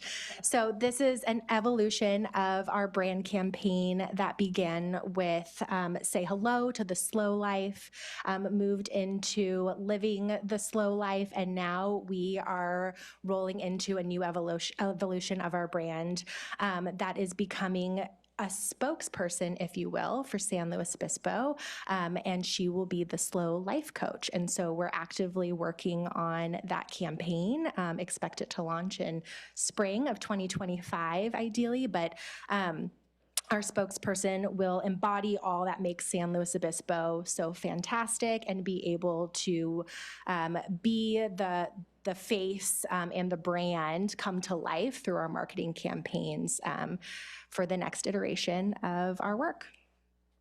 So we're going to have our very own spokesperson, huh? That is the plan. Nice. Yes. Very interesting. Brings me Cher Slow vibes. All right. Well, it looks like that is it. Any public comment? We have none on this item. Okay. Well, I'm excited to see you back on October 15th so we can discuss moving the TBID forward, and really thankful for, of course, the funding, the TOT that has come into the general fund. I think often people are wondering what that means, and truly tourists coming to enjoy our wonderful area. Also, that tax helps us be able to keep the roads and keep the trails and keep the things going that our community enjoys and our tourists enjoy as well. Councilmember Shorsman. Yeah, just a more general comment. I just love how you've really brought our major city goals to life. And infused it into our tourism approach too, and I think it will attract the kind of people that that already live in Slow and that we want to see more of. And especially can't help but mention, I love seeing all the images of people on their long bikes with their families. It's just such a cool addition, and we see so many more of them around town. I think it's one of those things where the more you see it in photos, the more people are willing to try it too. So had to mention it. That makes sense. Councilmember Marks. Thank you. Well, you've done a very good job, and I was around at the beginning of TBID, and I feel very happy that I have voted in favor every single time it's come up. I really appreciate the approach towards sustainability, and I think the guests do too. I think that's one of the criteria when people are trying to figure out where they want to go, and they're looking around and they're on the web. sort of ecotourism is something that I hope you guys will keep up. And although the preservation of open space and the trails was not at all originally considered from a tourism point of view, it's now part of what attracts people. And I appreciate the TBID realizing that there's some responsibility there in terms of giving back to keep all that going. So thank you very much. Absolutely. And the nod to the Keys for Trees program as well. Yeah. Vice Mayor. I'll move adoption of the resolution. Perfect. I'll second. City Council, or City Clerk, can we have roll call? Sorry, I didn't mean Vice Mayor Pease. Yes. Mayor Stewart. Yes. Councilmember Shorsman. Yes. Councilmember Marks. Yes, and I just want to clarify that's the staff's recommendation, everything included. Okay, thank you. Yes. Thank you so much. That passes 4-0, and we really appreciate both of your time. And thank you for the many volunteer hours. Thank you so much.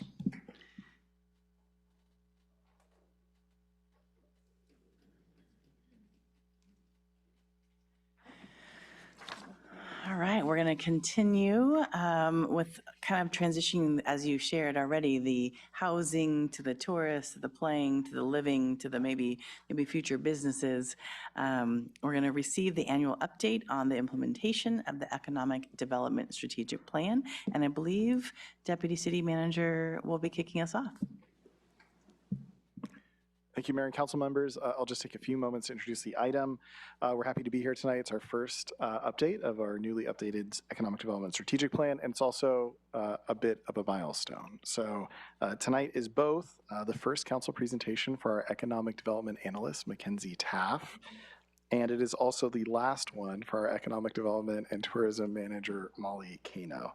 So I just wanted to take a moment to express my sincere thanks to both of them, and especially Molly for her 12 years of service to the city, including being the first ever tourism-specific employee for the city of San Luis Obispo after creation of the TBID. But I promise we'll have more time to say thanks later, and for now, I'll turn it over to them for the presentation. All right. Thank you so much. And it's quite a pleasure to be here tonight and to share with this momentous occasion, presenting on our first ever update to our Economic Development Strategic Plan, our annual update. So tonight, of course, joining me is Mackenzie Taff, our Economic Development Analyst for the city. This evening, we'll be presenting to you that first annual update of the Economic Development Strategic Plan, covering the work programs from fiscal year 23-24. By way of background, you'll remember that in July of 23, Council approved the city's Economic Development Strategic Plan following nearly a years-long process as we created and developed that plan. With the adoption of that plan, staff made a commitment to come back every year, along with our partners in tourism, to be able to share all of the efforts that the work had put forward. As you have just received that incredible report on the TBID's efforts, we're now excited to be able to share with you the efforts on the EDSP as well. So please note that tonight we will refer to the Economic Development Strategic Plan, it's quite a mouthful, as the EDSP, so you may hear that as the acronym throughout the presentation this evening.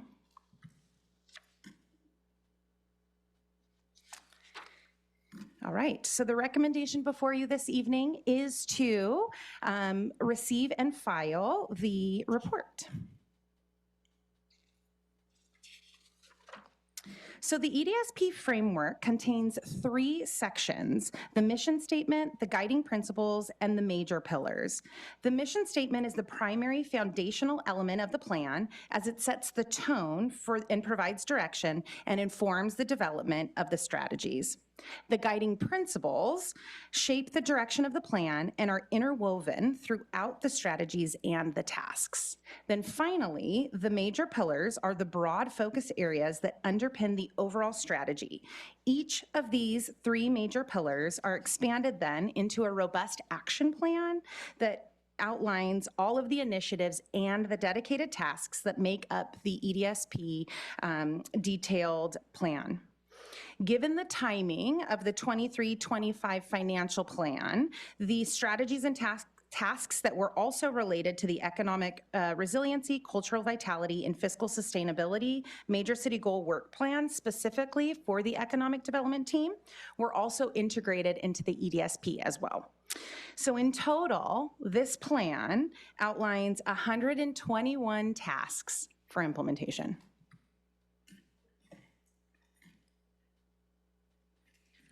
Every quarter, our office publishes an update to the EDSP implementation matrix. The most recent update was published this morning, October 1st, and can be viewed at slowcity.org/business. We update the status and any key notes or developments from our work. The next update will be in January 2024. Additionally, the implementation matrix showcasing the work efforts addressed throughout fiscal year 23 to 24 was included in the report for tonight's item. You will notice that tasks are categorized as ongoing or within a designated fiscal year. For the tasks where you see a specified quarter noted, that effort for that work is expected to begin in that quarter listed. The implementation of the EDSP is an ongoing process, and staff continues to adapt to emerging needs, constraints, and opportunities to address economic development in the city. While tasks are planned to commence at certain times, staff may need to adjust in real time based on unexpected or unplanned work programs that arise. Our Economic Development Strategic Plan outlines 121 strategies to tackle over the plan's 5 fiscal year timeline. In fiscal year 2024, we addressed 77 ongoing tasks and all 9 tasks scheduled for this year, making a total of 86 tasks addressed. This leaves 13 specific tasks to be addressed over the next year and 22 tasks in subsequent fiscal years of 2026 through 2028. Diving into this year's work, all of the EDSP tasks have been addressed on time or ahead of schedule and are listed as on track or in progress on the matrix. Over 71% of the plan's total program work efforts have been started this year. To measure the performance of our implementation matrix, we use multiple data sources and anecdotal evidence. We publish an economic scorecard biannually, which covers all the bullets on the left side of the screen. The economic scorecard contains data captured by the California Employment Development Department and is compiled by our consultant, Beacon Economics. As we go through the presentation tonight, we will share with you how some of these performance measures tie into the EDSP implementation.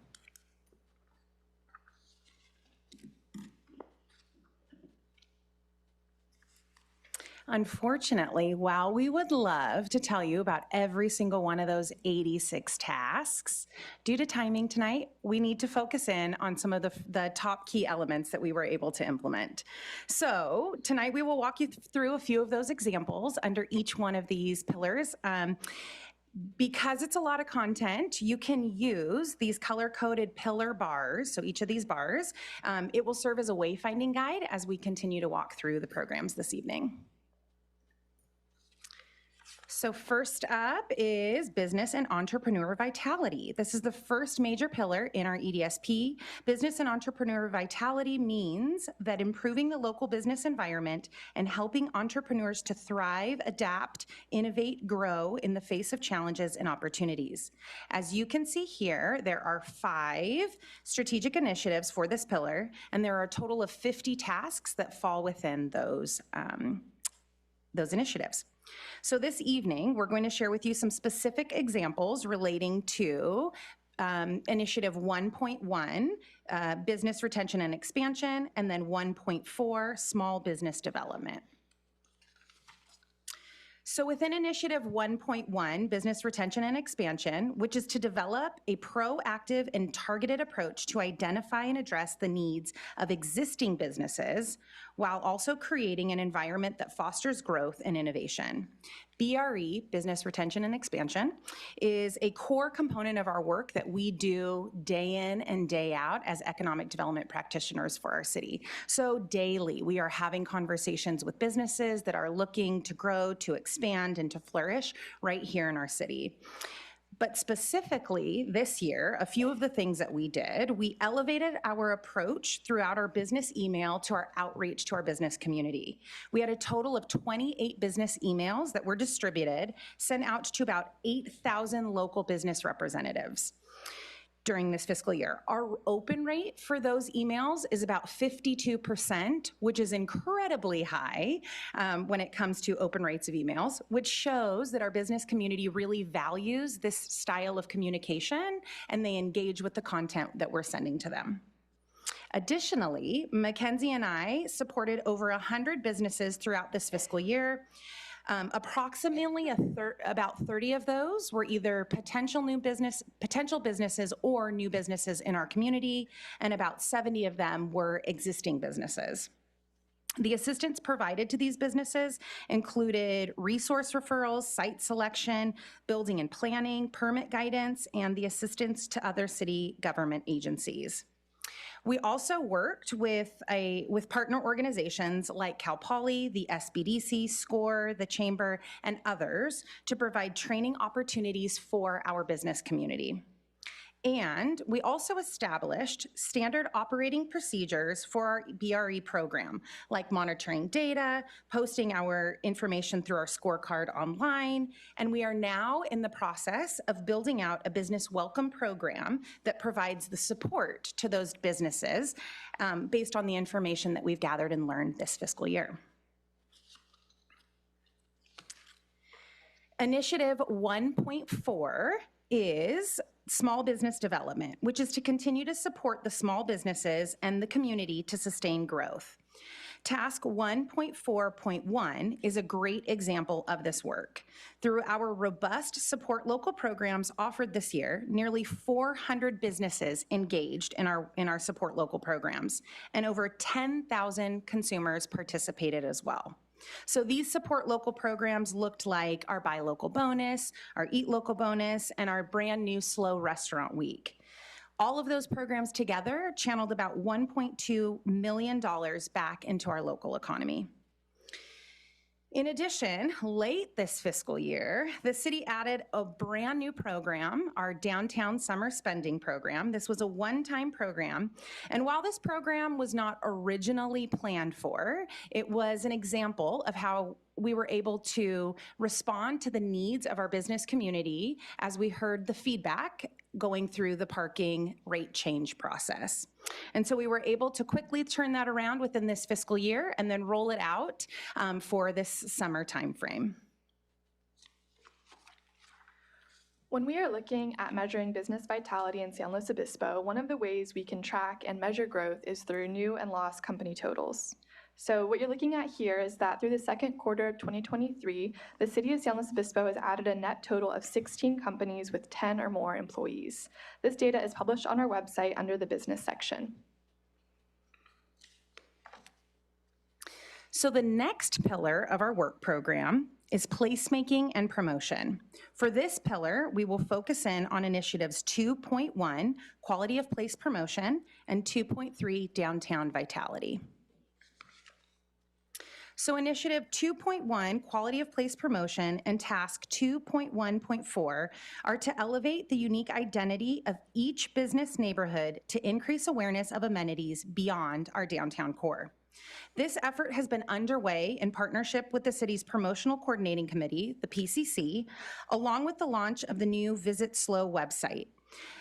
A neighborhood section has been added to that site when it was launched, which includes an interactive map, unique storytelling opportunities that highlight the unique businesses and opportunities for commerce across all 9 business neighborhoods throughout the city of SLO. It's also supported with creative assets like videos, logos, blogs, and of course the maps. Additionally, a strategic consultant has been commissioned and a study is currently underway to evaluate the best practices to guide the implementation of the Business Neighborhood Identity Project. This study is expected to be completed in Q3 of this fiscal year for the PCC's continued assessment and implementation. Promoting business neighborhoods is an important element of our economic development mix, as it draws people to all areas of commerce throughout our town. It also encourages visitors, from their perspective, to increase their length of stay and to be able to come back for returned visits. We'd like to show you a little example of our neighborhood video. People often ask, what's it like living in San Luis Obispo? Come along, we'll show you. San Luis Obispo, or SLO as we call it, isn't just a pretty place, it's a lifestyle. Yes, it's rolling hills and bright blue skies, but it's also a sense of belonging and ease. It's a woven tapestry of unique people, cultures, landmarks, and neighborhoods. Each special corner of our town has its own flavor and rich history, its own story, its own magic. In SLO, we're never moving too fast, and we always find time to play.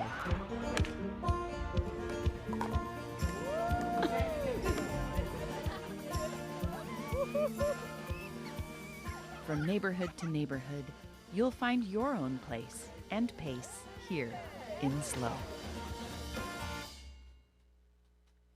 So one of the things that you may have noticed within that video, of course, tying back to our Economic Development Strategic Plan, is the messaging alignment with both of the work that Visit San Luis Obispo is doing from the promotion of the SLO Life experience, as well as alignment with Visit SLOCAL and their people, place, and pace language as well. This video is an example of cross-task effort also within the EDSP, as it not only speaks to the quality of life in our place promotion from a place promotion perspective, but it also serves a dual function in supporting quality of life as a talent attraction component as well. More outlined with that within Pillar 3.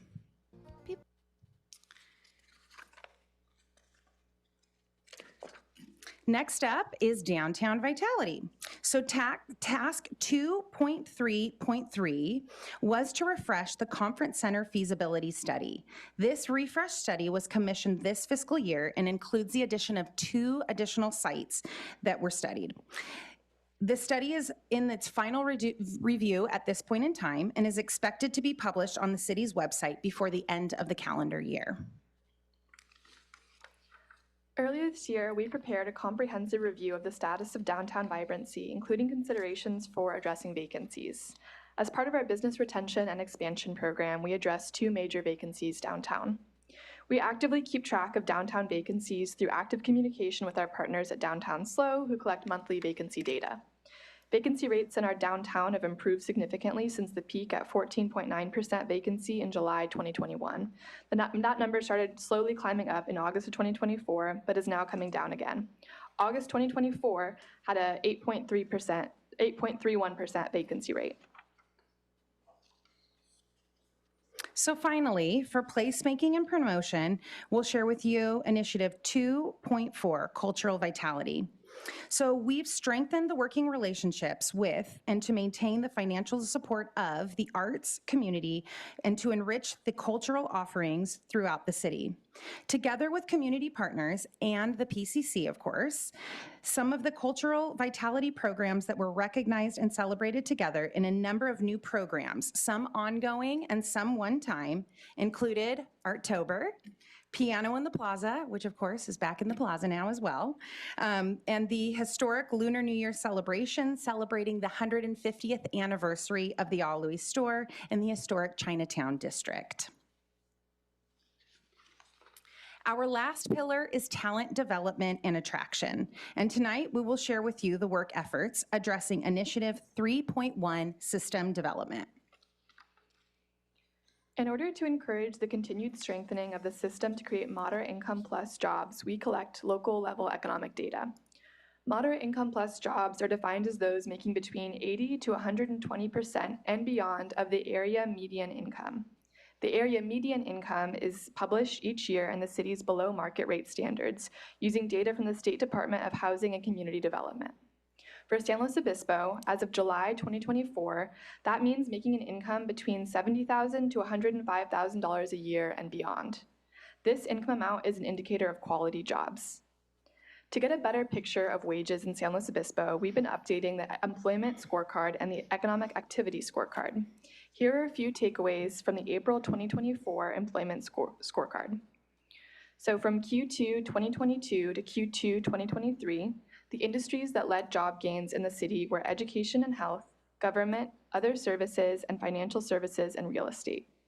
Over the last year, wage growth in the administrative support, other services, natural resources and construction, information, and government sectors led the way. Job growth was strongest at large firms in the city. Payrolls for establishments employing more than 250 employees grew by 2.6%, which outpaced growth for micro firms, small firms, and mid-sized firms. In the future, we look forward to working with our partners to continue to promote and attract quality jobs. So the employment scorecard also includes information about average wages. This is also published on our website.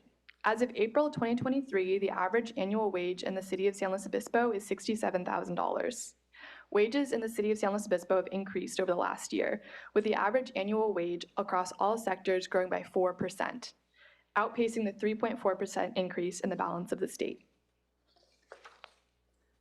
Our local unemployment rate also remains extremely low. As of June 2024, the city of San Luis Obispo had a 3.5% unemployment rate compared to the state of California's 5.2% and the national unemployment rate of 4.1%. The latest jobs update from September 2024 shows that SLO added the largest number of jobs during the month on the Central Coast. From August 2023 to August 2024, Santa Cruz added jobs at the fastest rate, followed by Santa Barbara, San Luis Obispo, and Salinas.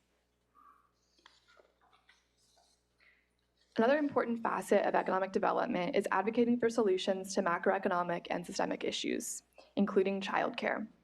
To support the pillar of talent development and attraction, the city continued to support new and expanded private childcare options through the use of grant funding. This resulted in 11 newly licensed daycare businesses, 116 slots for children, and 8 applicants pending licensure with potential to create an additional 92 slots. In 2025, our office, alongside community development, will initiate an update to the zoning regulations to further incentivize and streamline the review and permitting of daycare centers.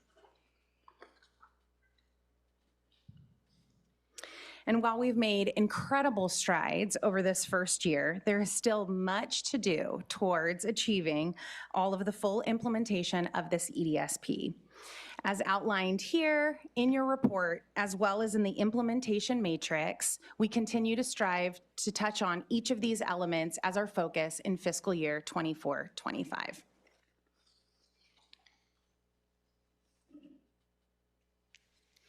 And so in conclusion, tonight, the recommendation before you is to receive and file the annual update to the Economic Development Strategic Plan. And so with that, thank you so much for your time, and Mackenzie and I are here to answer any questions you may have. Wonderful job. I feel like we should be clapping at the end of this, videos and presentations.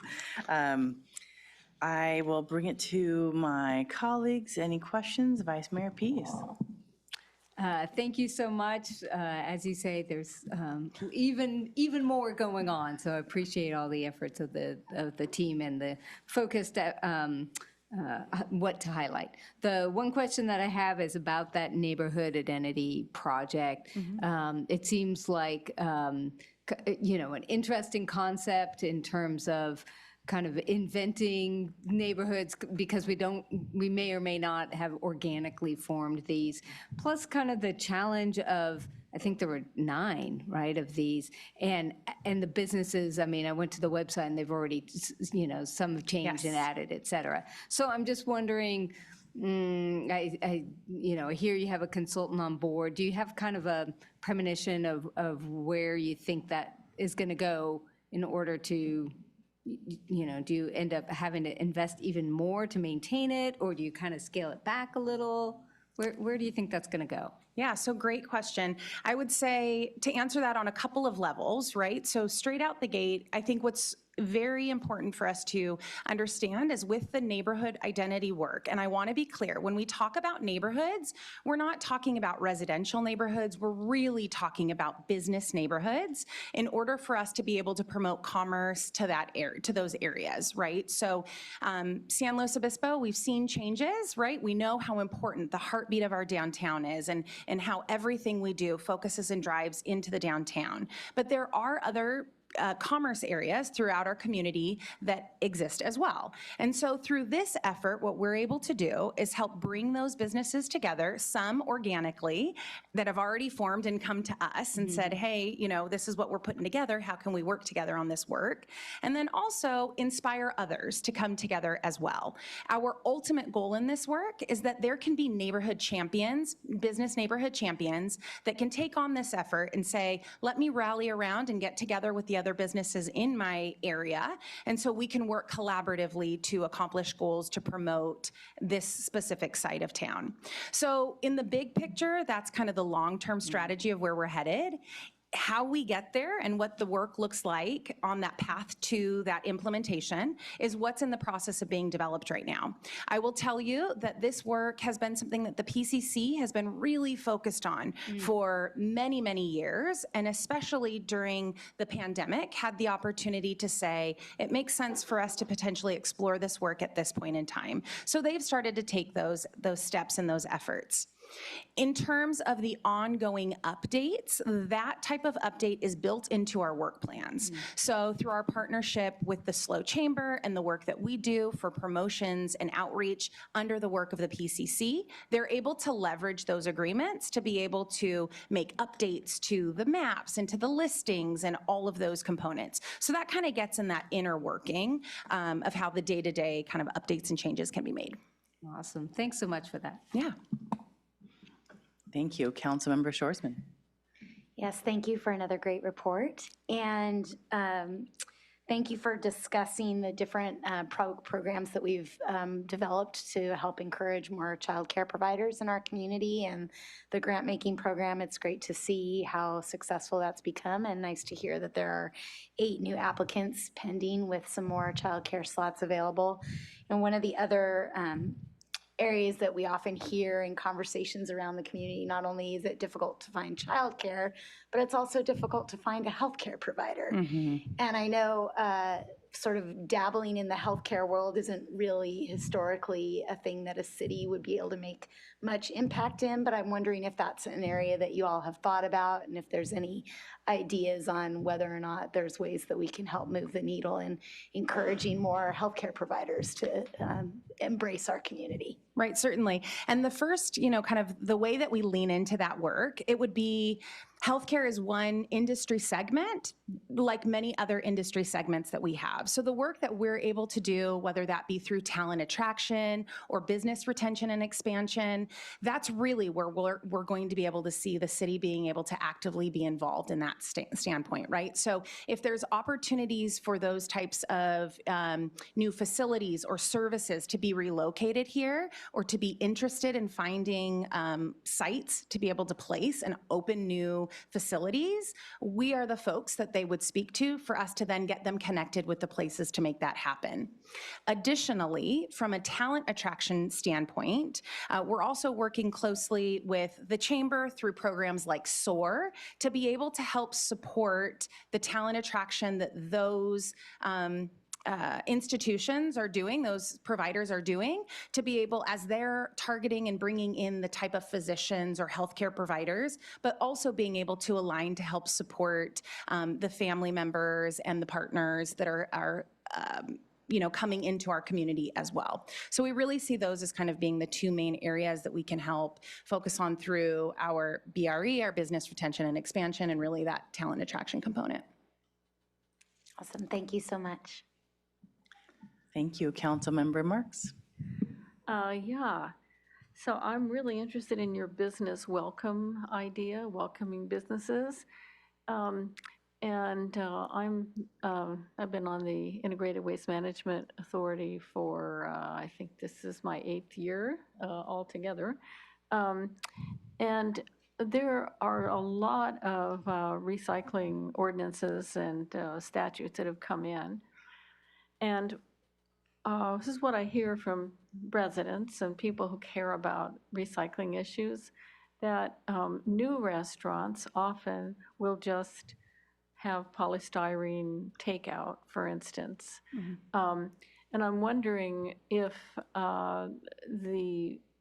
it would fall to your department or to Business and Finance, who handle the business licenses, to be, I'm not saying the bad guys, but this is very beautiful, but a city has regulations, we have standards, we have things that these businesses have to come up to and adhere to fit into our community and help protect everyone's health. And so I'm just curious, does your packet include anything a little more kind of down-to-earth nitty-gritty, or what are you doing with your welcome program? It certainly does. And I'll let Mackenzie kind of dive in and talk a little bit more about the welcome program. But I think that the high-level answer to that as well is, truly that the welcome program is intended to be informational and provide guidance and be able to share all of the things. It can be overwhelming for a new business. And oftentimes, if it's a brand new business owner that maybe has never, entered into this side of work before, it can be quite overwhelming to navigate all of the components and the processes that we have. And so the beauty of the Business Welcome Program is designed to be able to help support those initiatives and be able to help support them guide through the information that they need to know to be successful in that business. I would say from a perspective of enforcement, that would not be the role that we would play in it. It's definitely information and education that we'll lead with. Do you want to talk a little bit more about the program? Yes. So I am starting our Business Welcome program, which is comprised of both the program being introductory meetings to new businesses that are coming into town, but it's also going to be that informational packet that's going to be really comprehensive of here's all the ways that the city touches your business that you might not know about. So I am planning on working with our friends in the Office of Sustainability and Natural Resources, as well as our friends in utilities with solid waste, to kind of compile all of the information about how their department touches business and get that in one comprehensive packet so that, for example, a restaurant owner or a brewery knows what to expect. Thank you so much. I have a couple questions along the same lines, really. So when looking at the business neighborhoods and kind of ambassadors you were sharing, how does that new business that's going into the neighborhood know who that ambassador is? Is that part of the welcome program, or tell me more? So I would love to have 100% of the answers around how it's going to work with the ambassadors. I can tell you there is one very organic ambassador that has stepped forward in one particular neighborhood, and I will tell you that that ambassador would be the first person that's going on knocking on that door and saying, welcome to our neighborhood. So I think ideally, it's an organic process, and really kind of a process that, it won't be super formal in that standpoint. What we will be able to know is who those folks are. And as we're introducing, say, in downtown to Downtown SLO, or overall connecting with the SLO Chamber, knowing who that network of folks are, we can also help make those connections too. But they won't have a classified title, if you will. It'll just be a little bit more organic and really the SLO way, right? Absolutely. Welcome to SLO. Wonderful. Yeah. Thank you. And then kind of tying into the healthcare, it sounds like what I'm hearing for businesses that we kind of need in this city that are missing, whether it's we're bringing more housing downtown, we should have a grocery store of some sort, mini or larger. We need more healthcare providers as a whole.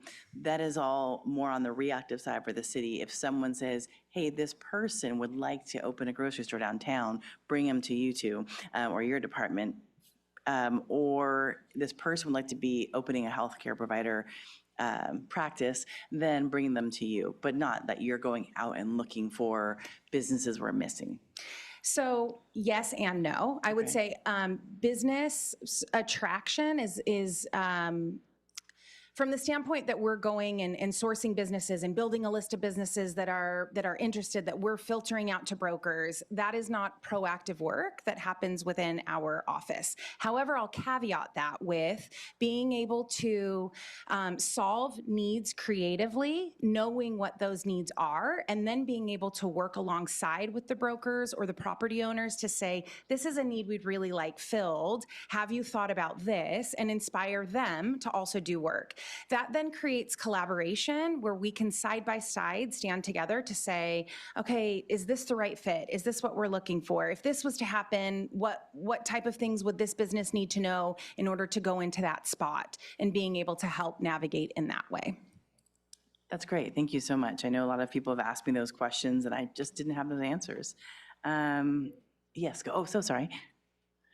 I just wanted to chime in. There's a larger picture proactive role that the city plays as it relates to its land use and zoning regulations, the ability for us to be able to provide housing. And once all of those puzzle pieces come together is then when we're able to receive those calls and walk those folks through the process. But I do think that there's a broader picture proactive role that the city does play, and there's processes for us updating and looking at those regulations when we feel like we need to change our approach in order to receive a different outcome.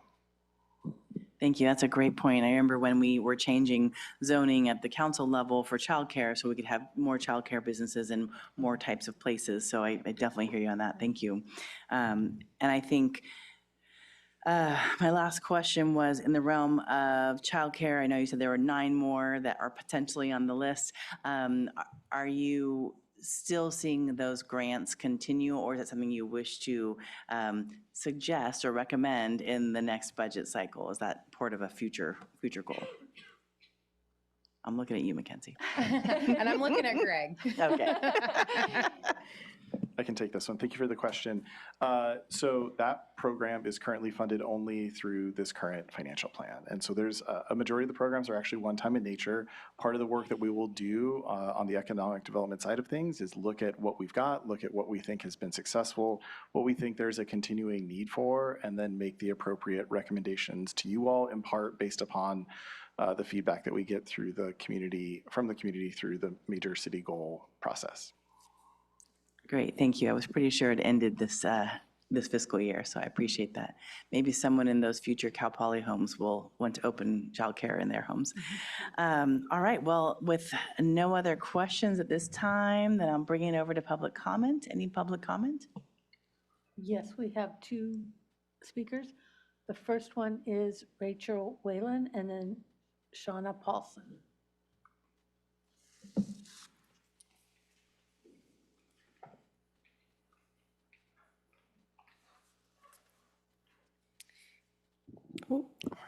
Good evening, Madam Mayor and council members. I'm Rachel Whalen, the Governmental Affairs Coordinator for the San Luis Obispo Chamber of Commerce. I'm here today to convey the SLO Chamber's support and appreciation for the city's economic development strategic plan. We are so appreciative that the city of SLO continues to prioritize the work of economic development as evidenced by the over 120 tasks identified in the EDSP work plan. In choosing the 3 pillars of business and entrepreneur vitality, placemaking and promotion, and talent development and attraction, you and your city team are spending time and resources on actions that will ensure the long-term economic vitality of the city. As a supporting partner on many of the tasks identified in the EDSP, we look forward to continuing the great work that has been undertaken in the first year. In the first year alone, the city has delivered on many of the tasks that will help ensure a vibrant and sustainable city economy. For instance, within Pillar 1, Business and Entrepreneur Vitality, you have continued the wonderful support local programs that have been a hit with businesses and consumers alike. We can tell you from firsthand knowledge that residents come from all over our county, state, and country, and they say they wish their community would do something like this for their local businesses.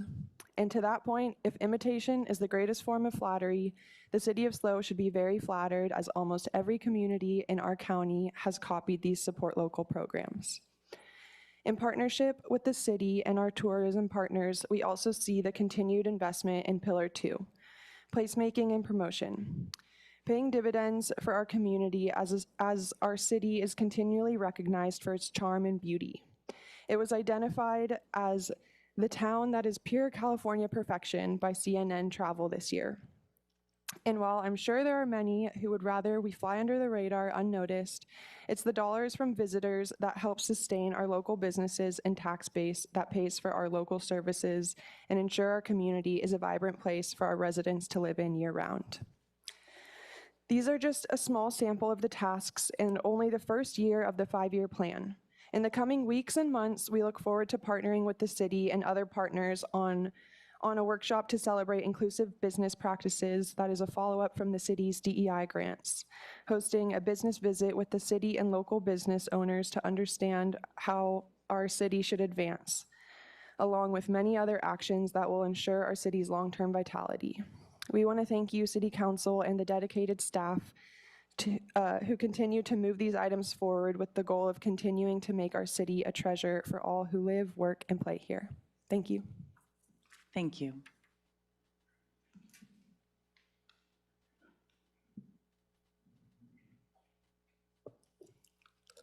Hi, good evening, Mayor and City Council members. My name is Shana Paulson. I'm the Director of the Child Care Resource Connection, which is a program of the Community Action Partnership of San Luis Obispo, CAPSLO. Our agency works to build quality childcare options for families in the city and county of San Luis Obispo, and we do so by providing a great deal of individualized assistance for people who are moving through the childcare licensing process. We also work with these and other established individuals providing training, consultation, and a great deal of coaching to ensure that they have the ability and the resources to create quality early learning experiences for our community's children. Tonight, you've heard about a lot of successes, and I appreciate your highlighting childcare. I'd like to spend a little more time on that. We are really proud of what's happened thus far connected to Strategy 3.1.7 of your Economic Development Strategic Plan. We're really excited about the impact this partnership has had on the city thus far, and want to note additionally that First 5 San Luis Obispo County, the San Luis Obispo Early Care and Education Planning Council, the SLO Chamber, I think that's it, have all been real partners for us alongside the city in terms of having a vision and then reviewing grant applications to decide which prospective business owners might be able to be supported in this way. The startup grants have expanded childcare options for families, and they've contributed to more stable childcare business startup. All of the licensed home-based programs are women-owned and operated businesses, and 69% of the grantees speak Spanish. In a really short amount of time, grantees have reported that their spots are full. They're telling us that they have waiting lists, and a few of them have successfully increased their license capacity to serve more children. We receive a great deal of gratitude, and so tonight it's my pleasure to share with you something somebody wanted us to share with you. She said this very generous grant made it possible for her to start her childcare business and to be able to care for, teach, and nurture the 17 kids who come through my doors each week. I'm incredibly grateful for the grant because without it, I don't know if I could have been successful. I know it was noted in your packet that additional slots are pending. We're excited about those as well. Some of them have been delayed due to licensing agency delays, but I also wanted to share that a few of the prospective business owners are delayed by the costs of permitting as well as the permitting process itself. And so because of this, we're really eager to support the city and its Strategy 3.1.8 and review and streamline processes if possible, provide examples or whatever appropriate support we can extend to the city. Thank you again for your recognition of the critical role early care and education play in the economic vitality of our community. For your innovation, we do love telling people what's happening in San Luis, and for your partnership. Thank you. Thank you so much. It is really exciting to watch what's happening here. Any other comments from my colleagues? Vice Mayor Pease. Appreciate the speakers, and I had a question about the impacts of the DEI grants, but I'm just going to go to the chamber event, so that'll be terrific. So thank you for that, and then I hope that word carries out from there. I guess the one thing that the neighborhood identity program, I'm concerned that it becomes a big time suck.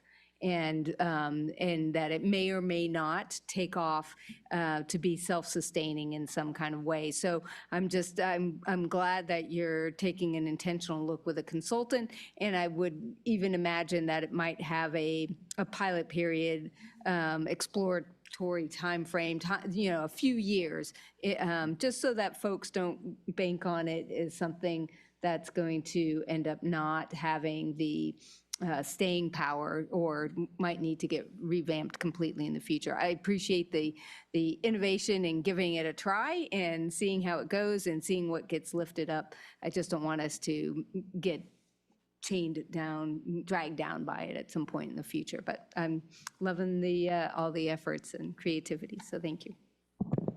Thank you. Councilmember Marks. Thank you.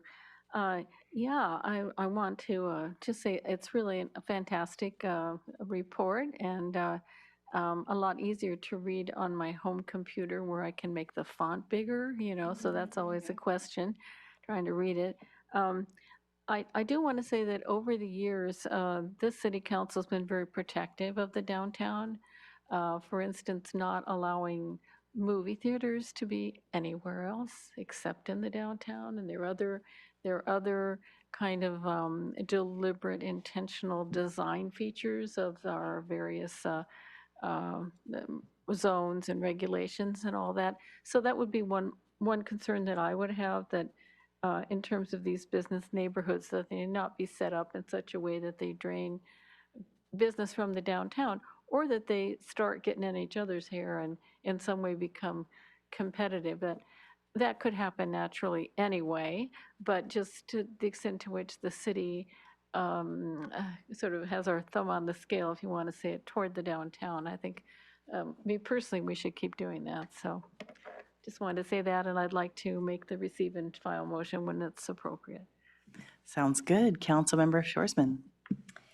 Yeah, so since we're sort of talking about the neighborhood identity project, I have to admit that I was a little skeptical of it. I'm still like, okay, is this gonna really work? Not sure, but in terms of like a promotional thing, but I do think that our city, we have an amazing, lovely downtown, and I love going downtown.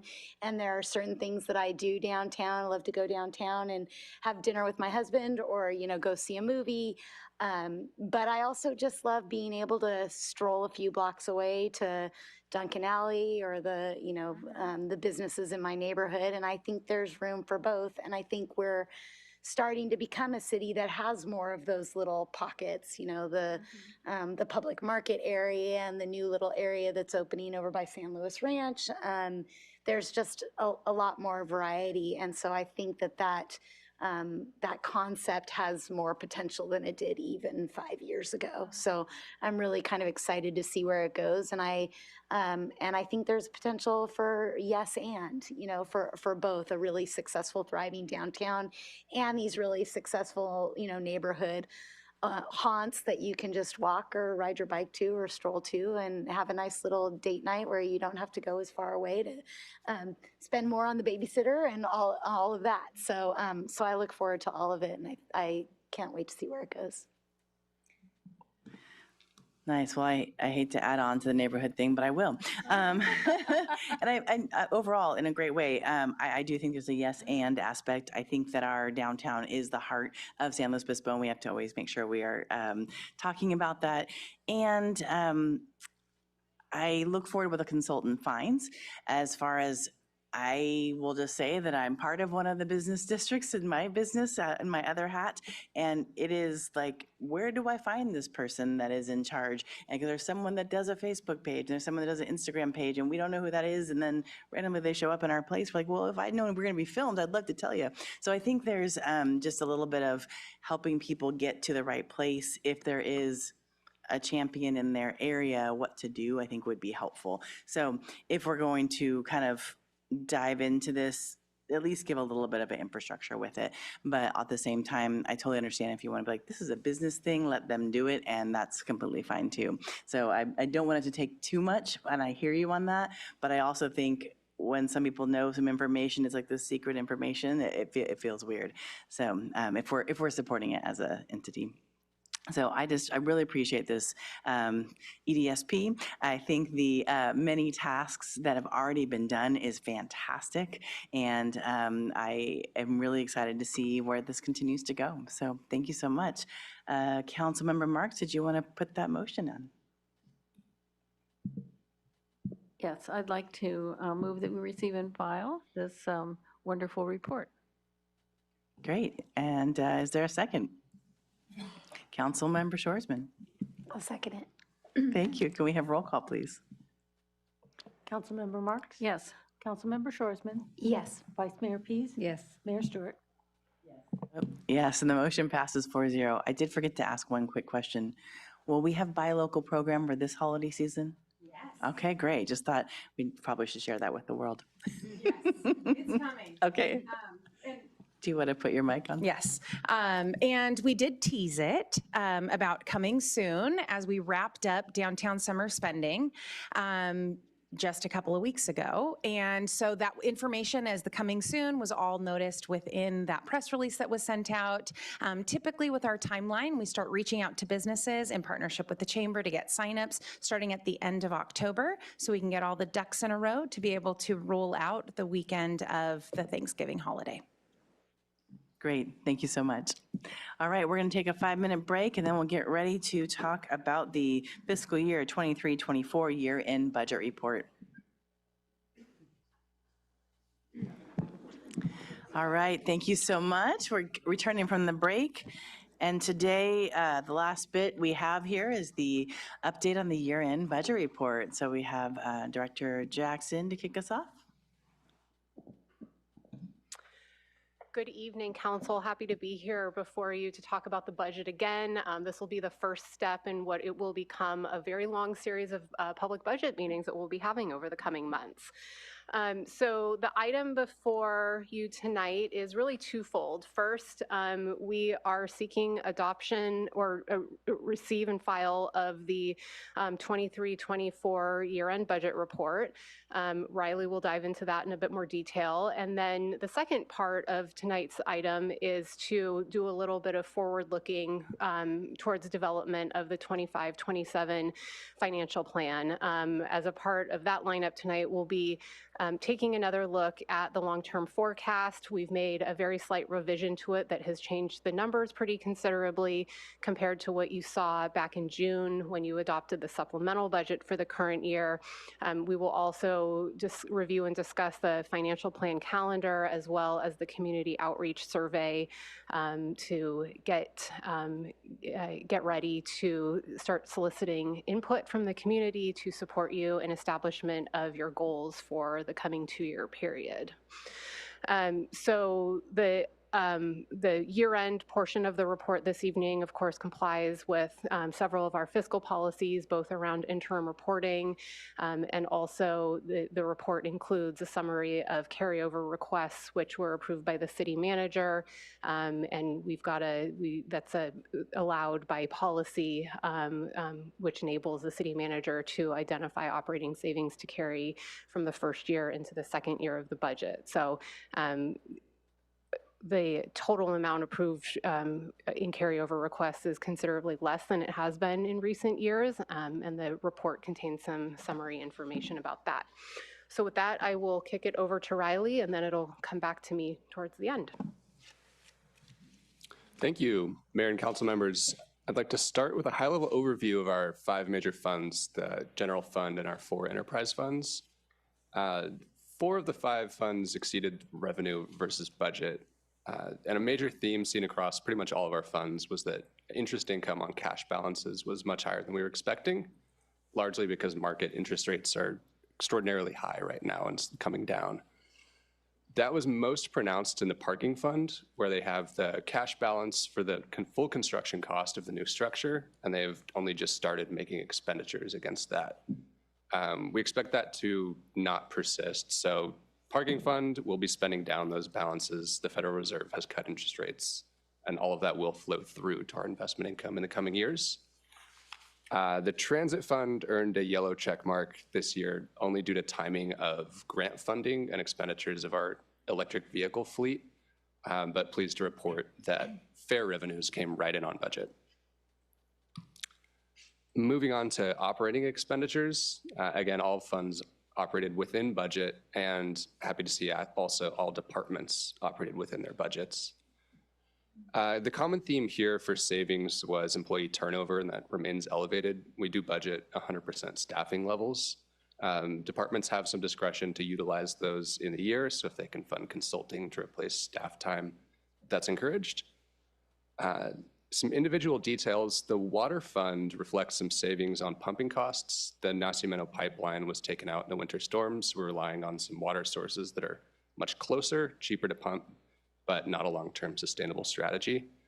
The sewer fund was heavily pressured by the construction costs to build the water resource recovery facility while we're operating it and using it and protecting our waterways, which is quite difficult to do. The parking fund also was heavily pressured by credit card processing fees.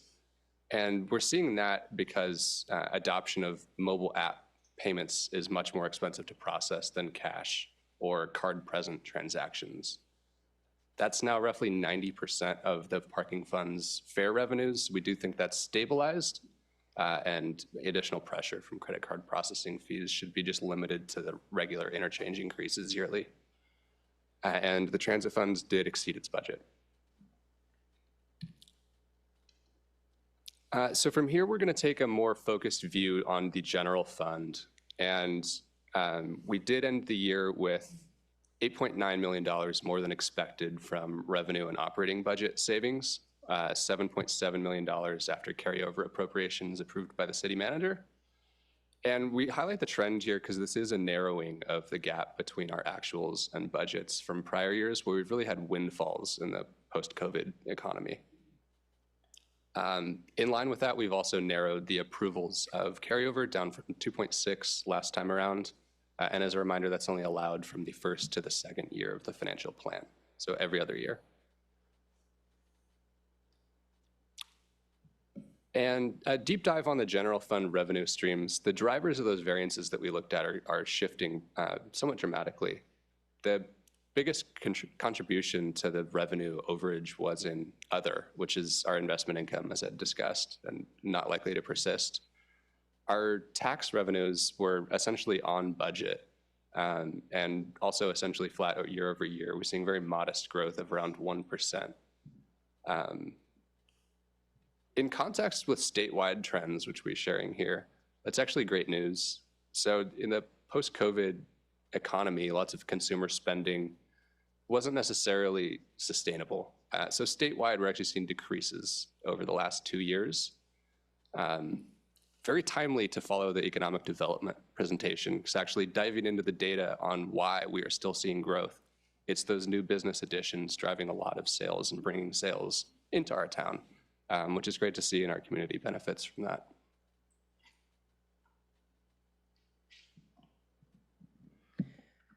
So consistent with recent quarterly reports, we'll be including tonight an update on where we are with FEMA storm recovery. At this point, the city has expended still approximately $12.9 million on storm-related expenditures to date. That's really pretty unchanged from prior quarters. Like I spoke about with the third quarter budget report, we are in the process of doing a lot of design work, digging in to really understand what the damage truly was and what it will cost to repair it.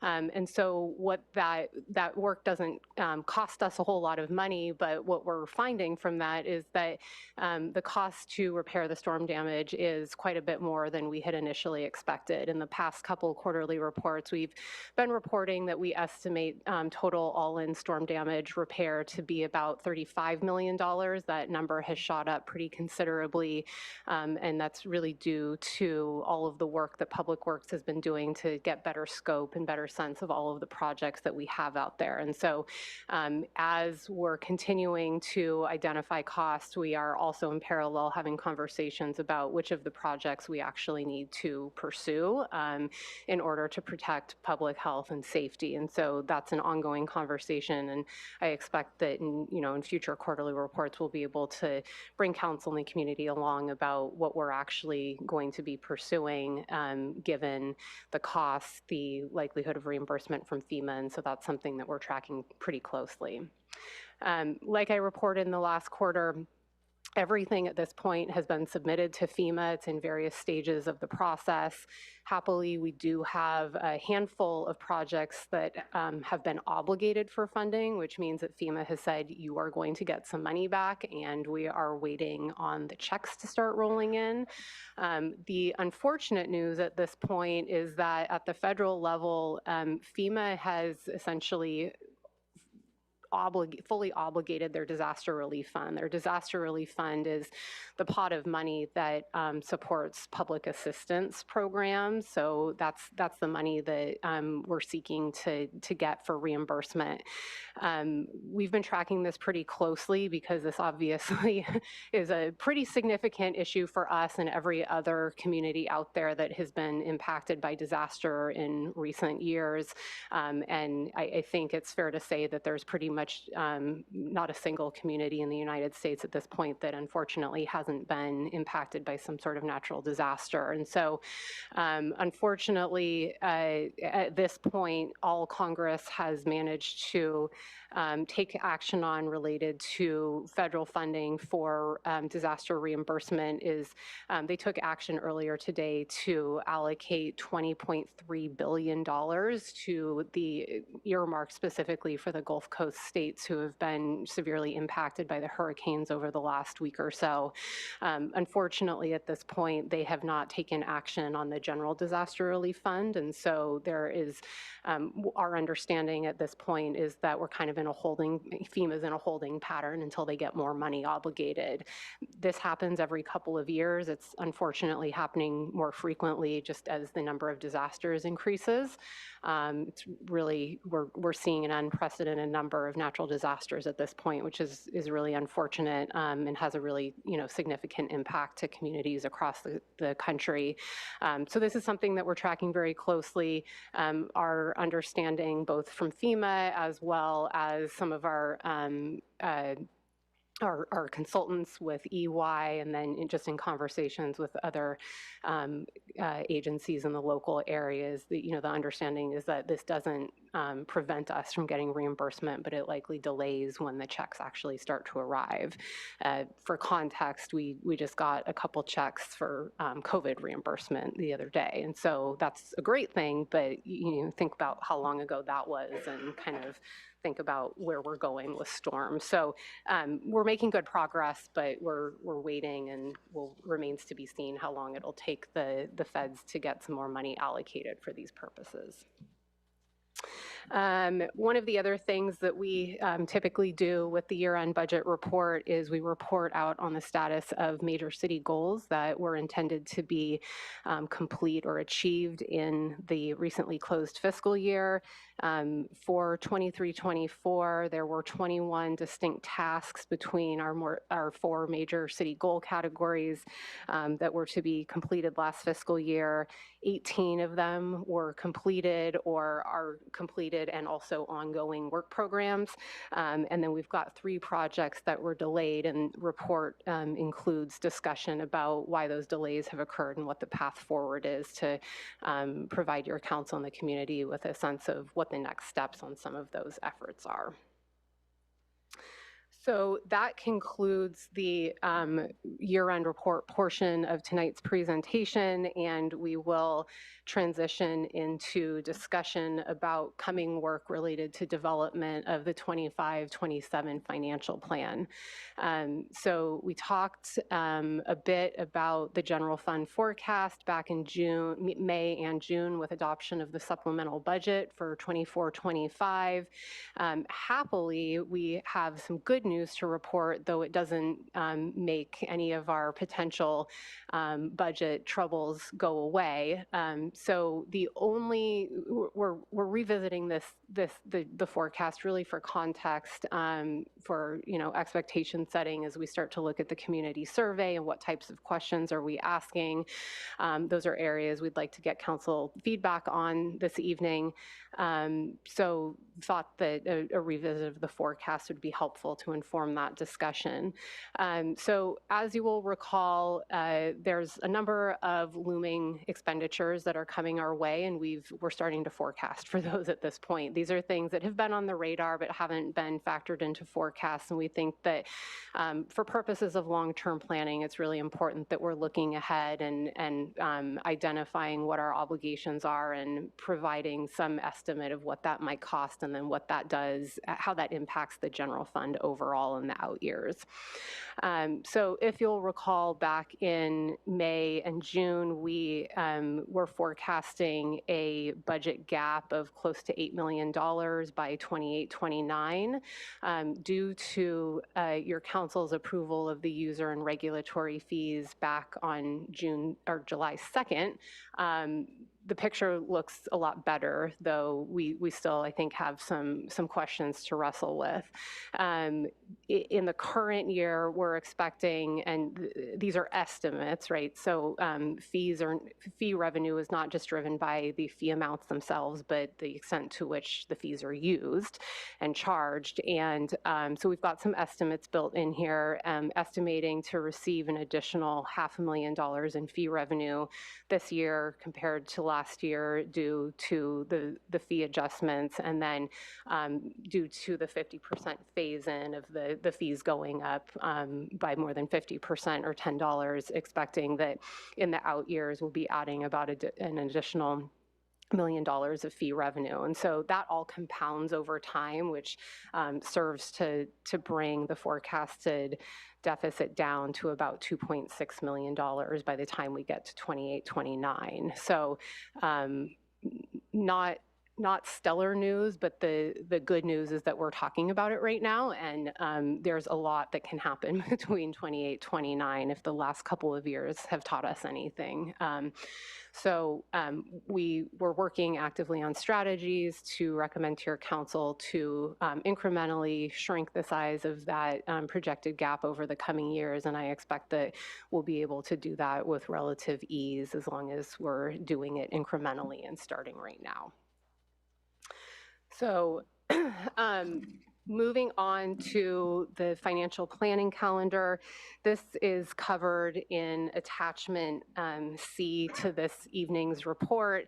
The financial planning calendar is really not changed a whole lot from prior years. You know, our overall process and our calendar has been pretty well tested and I think has served us well, and so we're not recommending any changes at this point, but do want to highlight a couple items for your council and the community, given that we will in the next 6 weeks be sending out our community survey to solicit input, where we've already reached out to our advisory bodies to get their input on what's important and what they would like to see council consider in setting of establishment of major city goals for the coming 2-year period.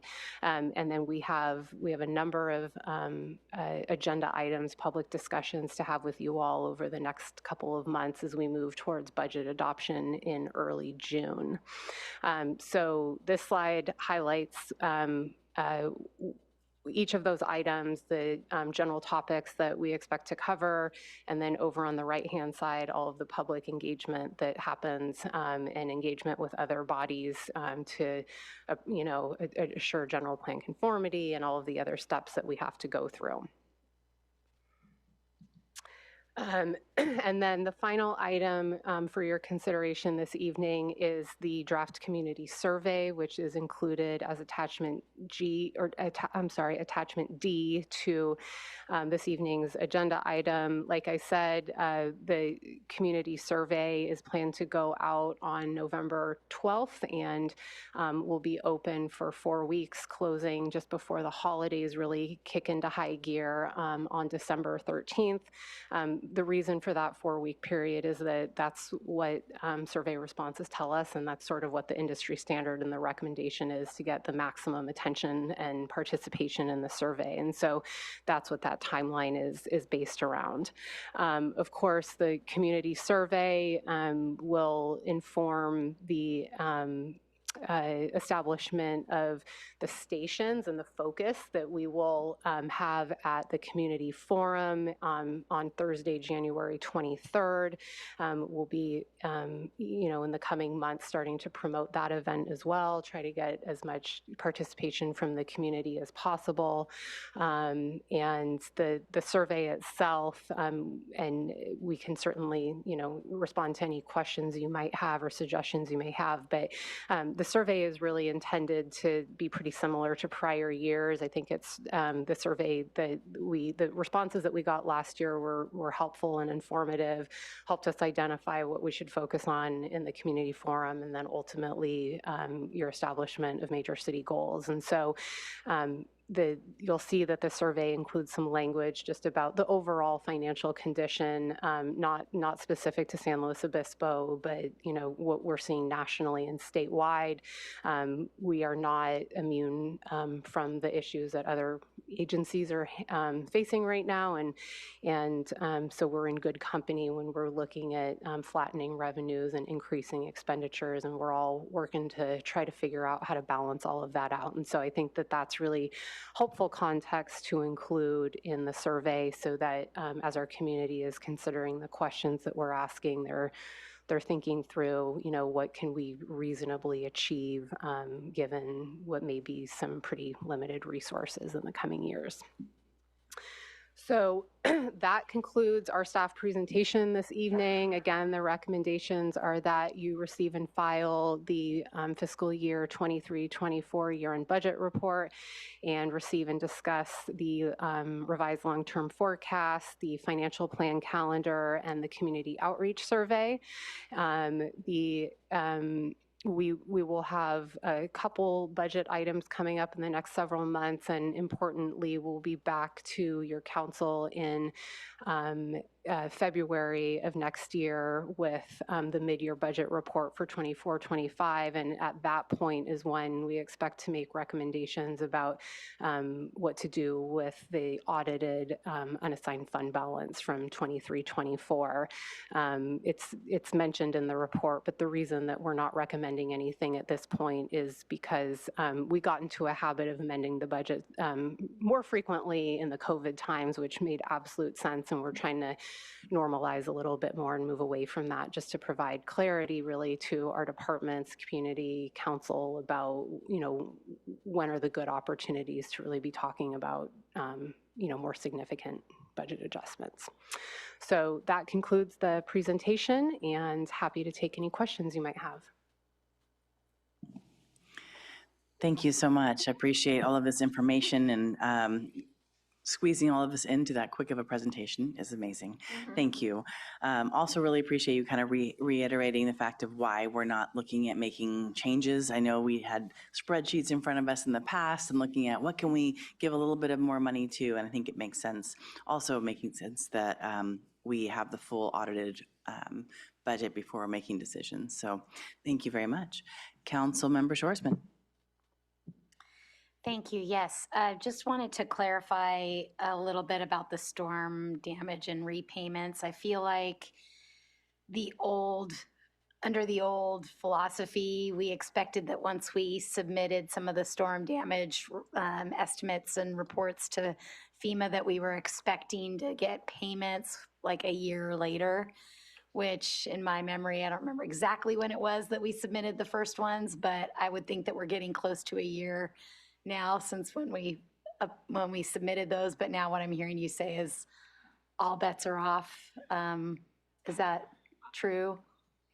I don't know that I would say all bets are off. I think we have a little bit of uncertainty right now. So I think we're 6 days out from a year from having submitted our initial projects. Some of those are already obligated, so we're hearing from FEMA that we will get the money back. It's really a matter of timing at this point, just because of the time that our projects were obligated compared to when the projects submitted by other agencies were obligated. So we're going to get some money. It's a question of when the federal government can make sure that there's sufficient funding to start paying it out to agencies. Okay, thank you. The forecast that you had, the slide early on in the presentation, it was a short slideshow, but there was a slideshow that showed, yes, this one. Is this different at all from what was in the packet? I don't remember seeing a negative variance in 25, 26 in the one that was in the packet, or maybe I was just misreading it. Can you clarify that for me?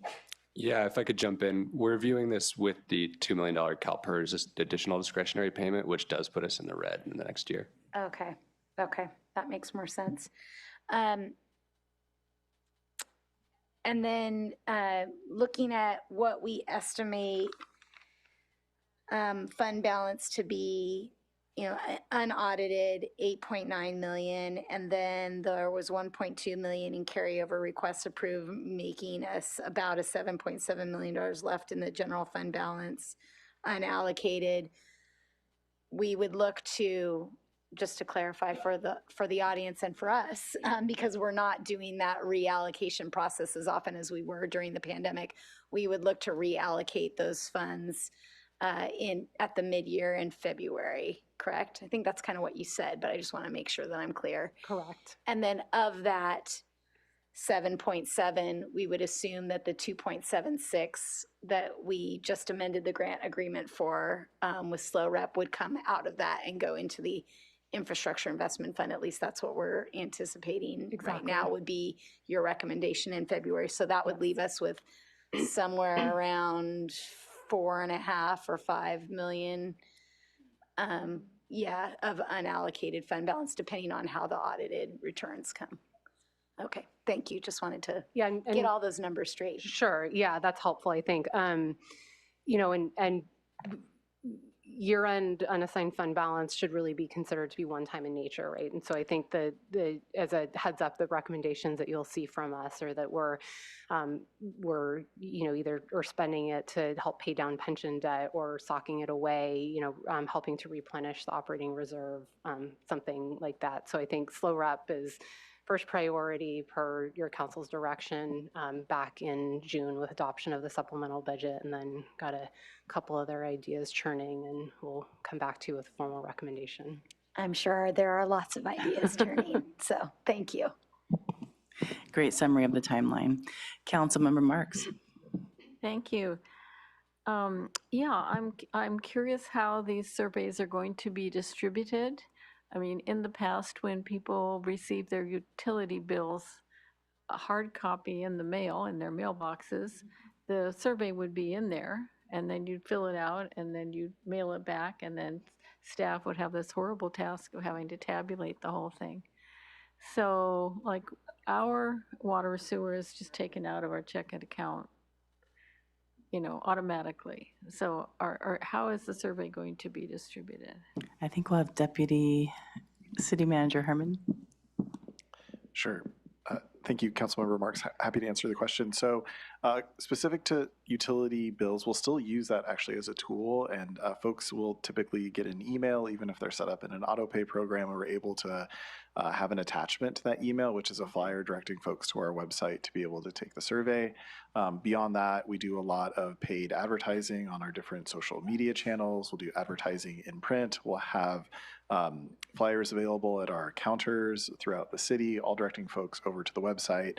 And then if folks need assistance filling out that survey, then we're able to provide that at City Hall as well. So if they don't have access to a computer or the internet and would like to provide their opinion, then we can accommodate it that way. Okay, well, that's good. And I wonder if the responses, if there's going to be a place on the survey where people can identify whether they're actually a resident of the city of San Luis Obispo or someone who works here, or different categories. I feel that's important to council because the residents are the people who vote us up here on the dais.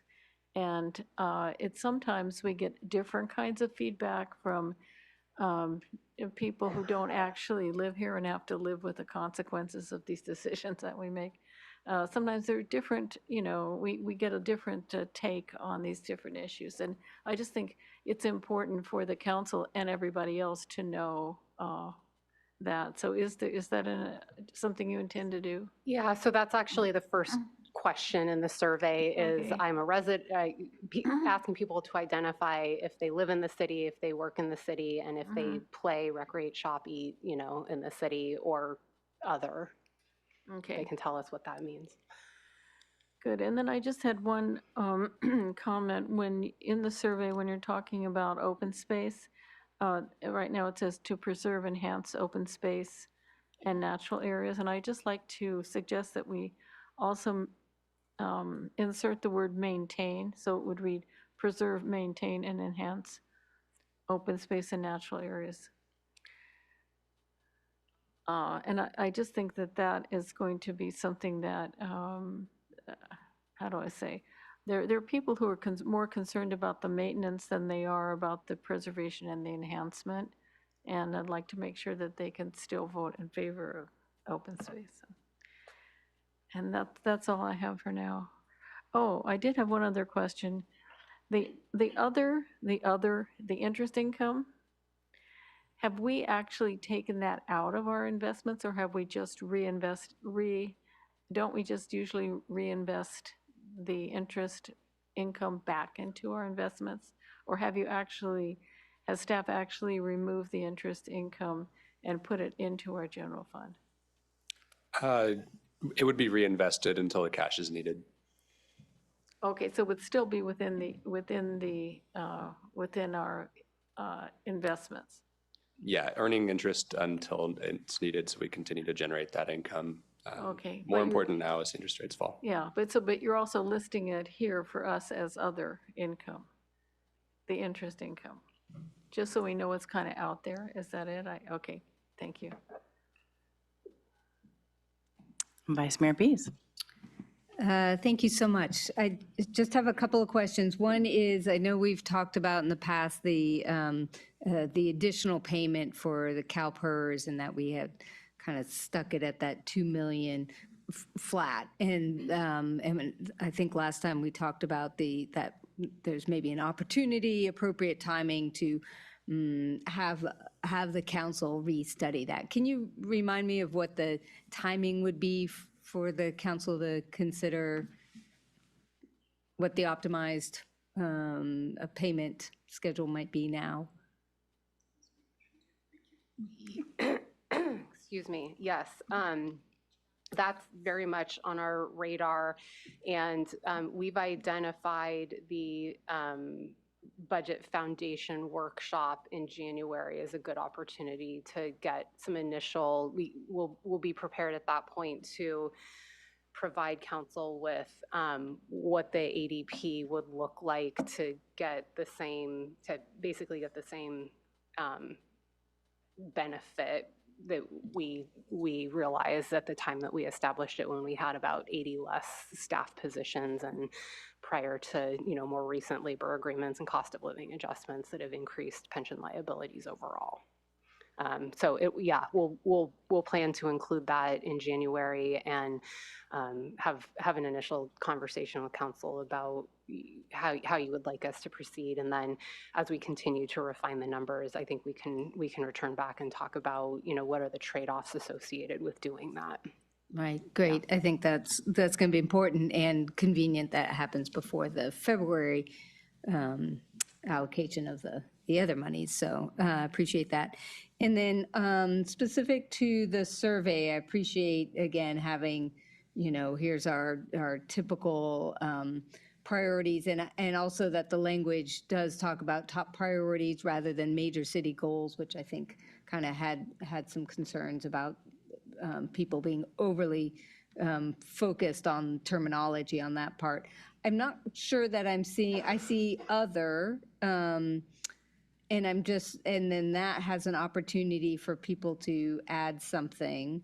But I'm wondering if there's also a space if people have, I feel like it's such a nice opportunity for a catch-all if somebody has an idea within a program. So if they mark housing supply and affordability and have a program that they would in particular like to see within that category, is there some, I know it can get crazy about how much. So maybe the survey isn't the appropriate spot.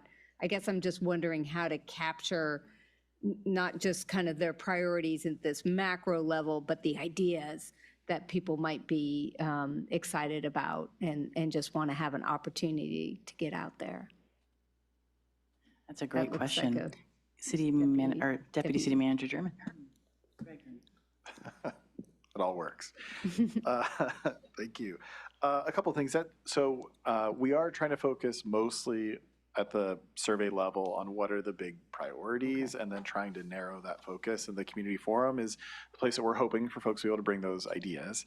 But there might be a way in which we can change some of the phrasing on the fourth question, and we do include as a part of that fourth question information about the community forum, and then also an email that folks can send in. So if you're not able to attend that night for the community forum, if you have a really great idea, so I think we can probably incorporate some language about if you have a specific idea about how to accomplish one of these goals, that they can direct it there, and then we can make sure that we include it in the materials that we build out for the community forum.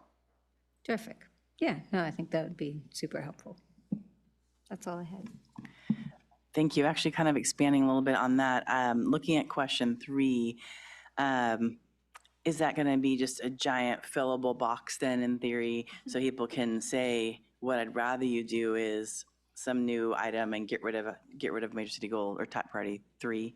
Okay. Head nodding means yes. And I really do love that idea, Vice Mayor, of if it could be an other within the priority, because I do think there is like housing rental versus sale, or or something of that sort. But I hear, I mean, there's the additional dots that we'll get during the January 23rd date. So I hear that too. My question was actually your first question around the pension payment, so I appreciate that, and I will not belabor the question and add to it too much. So without any further ado, are there any public comment?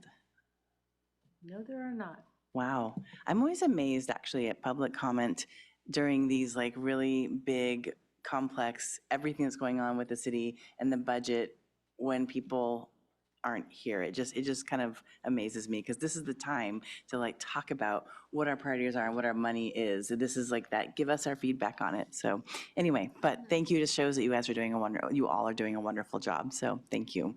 I appreciate this report, and I appreciate knowing where we're going as we continue. Without any other questions, I think this is receive and file. So we'll go ahead and receive it and go from there. Thank you. So next we'll move on to the last and final part of the meeting, which is, how do we call it now? Communication. Yes. Sorry, as some of you may have been here earlier, we've changed the process a little bit. So any communication or agenda item wishes for the future from my colleagues? Vice Mayor Pease. I'm wondering if we can get an update about the community workforce agreement, and it did get pulled from the agenda, if we think that it's going to come back soon, or does it make sense because the construction projects that they're tied to are not imminent, we've got a little ways to go. We got to design and fund those projects before they go out to bid, before that community workforce agreement is relevant. So I guess I'm checking to see what we think the timing is, and if it's something that as a council we ought to be intentional about putting it on pause, because it is such a struggle at this point. City Attorney. Thank you, Vice Mayor and Council. So I did have the opportunity to have a discussion with the Trades Council attorney, who is also the attorney for IBEW. And I think the course of action conveyed to me was that there would be discussion among the affected groups, the intended signatories, and that they would be coordinating those efforts and then communicating back to the city. I also conveyed, a willingness to facilitate an in-person sort of coordination effort so that we can all make sure that we're moving forward in alignment, that everyone understands precisely what is before them, and that there is verification of agreement to whatever is brought forward. So I think that at this point, the Trades Council is doing that work on their side, and we will be available to facilitate. I think that we have time in advance of the projects that are intended to be subject to the agreement. So there's nothing imminent right now. And if we see that that's headed on a course that doesn't look like it's aligning with those projects or it could cause a problem, we will communicate that back to the council and come back to you to seek further direction. Otherwise, we would intend to proceed as previously directed and bring it back to you when there's clear consensus and alignment with the signatory groups. All right. Keep us posted. Thank you. Thank you. Good question. Councilmember Marks. So we're in communications now, right? Okay, good. So I did go to the Monday Club event, as did Michelle Shoresman, and it was just marvelous. And there are more events coming up, and basically they're celebrating the 100th anniversary of the Monday Club. Not of the building itself. The building was not built. The building designed by Julia Morgan was not built till I think 1932, something like that.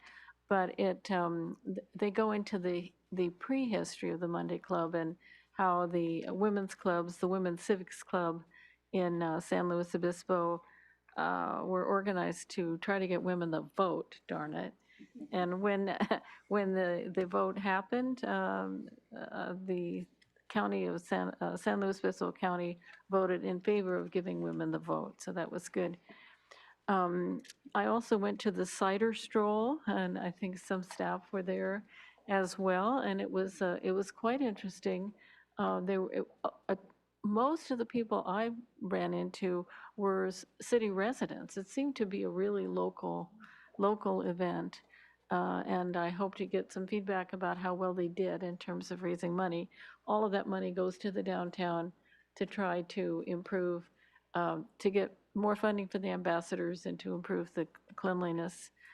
I also went to the RQN annual banquet, and our city manager was the speaker.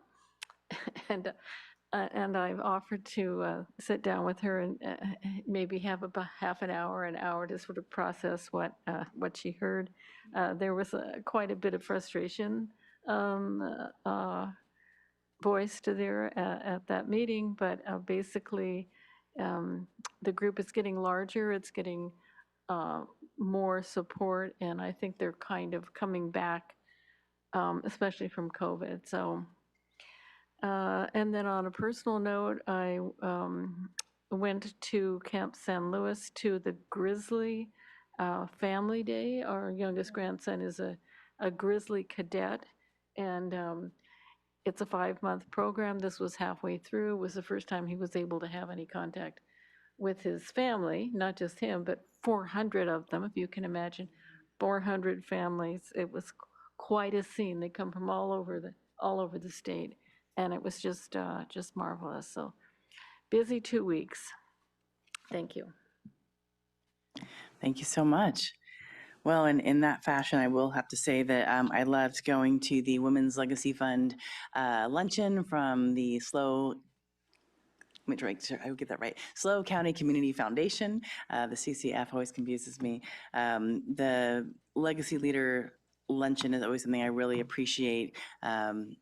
There are so many women in this community that are, and young women as well, youth, that are given access to grants for self-esteem and mental health and businesses, starting your own business, housing, sexual assault and domestic abuse survivors, and court advocates. It was really great to hear the impact that's been made through this fund. So I know others were there. I'll let others share more. Just wanted to share about that. And the Drive Electric Week on Saturday was really great to be able to celebrate with Barry Rands, and who was given an award earlier this year. So they got to celebrate him one more time, and then talk about what we were doing at the city with our chargers, our electrifying of our fleet, and our electric buses, and what we have going on. Passing it on to Councilmember Shoresman. I think I snuck some of my communications things in at the beginning. Sorry, still getting used to this. But I did also go to the Women's Legacy Luncheon. It was great to share a table with some of our friends at First Five and the mayor. stopped by Drive Electric Week also, but I think I was there before you were there. They had a lot of cars there for people to drive and bikes. So it was a pretty good turnout, especially for a little bit of an overcast day. But lots of people there trying out the cars. And wanted to just kind of plug this weekend that the La Loma Adobe is going to have an open house from 2 to 4 on Sunday afternoon. And usually they have the gardens, open and the house open to walk through. And so hoping to see a lot of community members there as well. Thank you for the reminder. I appreciate that. All right, well, I think we have wrapped it all up. We will be ending our regular meeting and seeing everyone back on October 15th at 5:30 right here in Chambers. Thank you so much and have a great evening.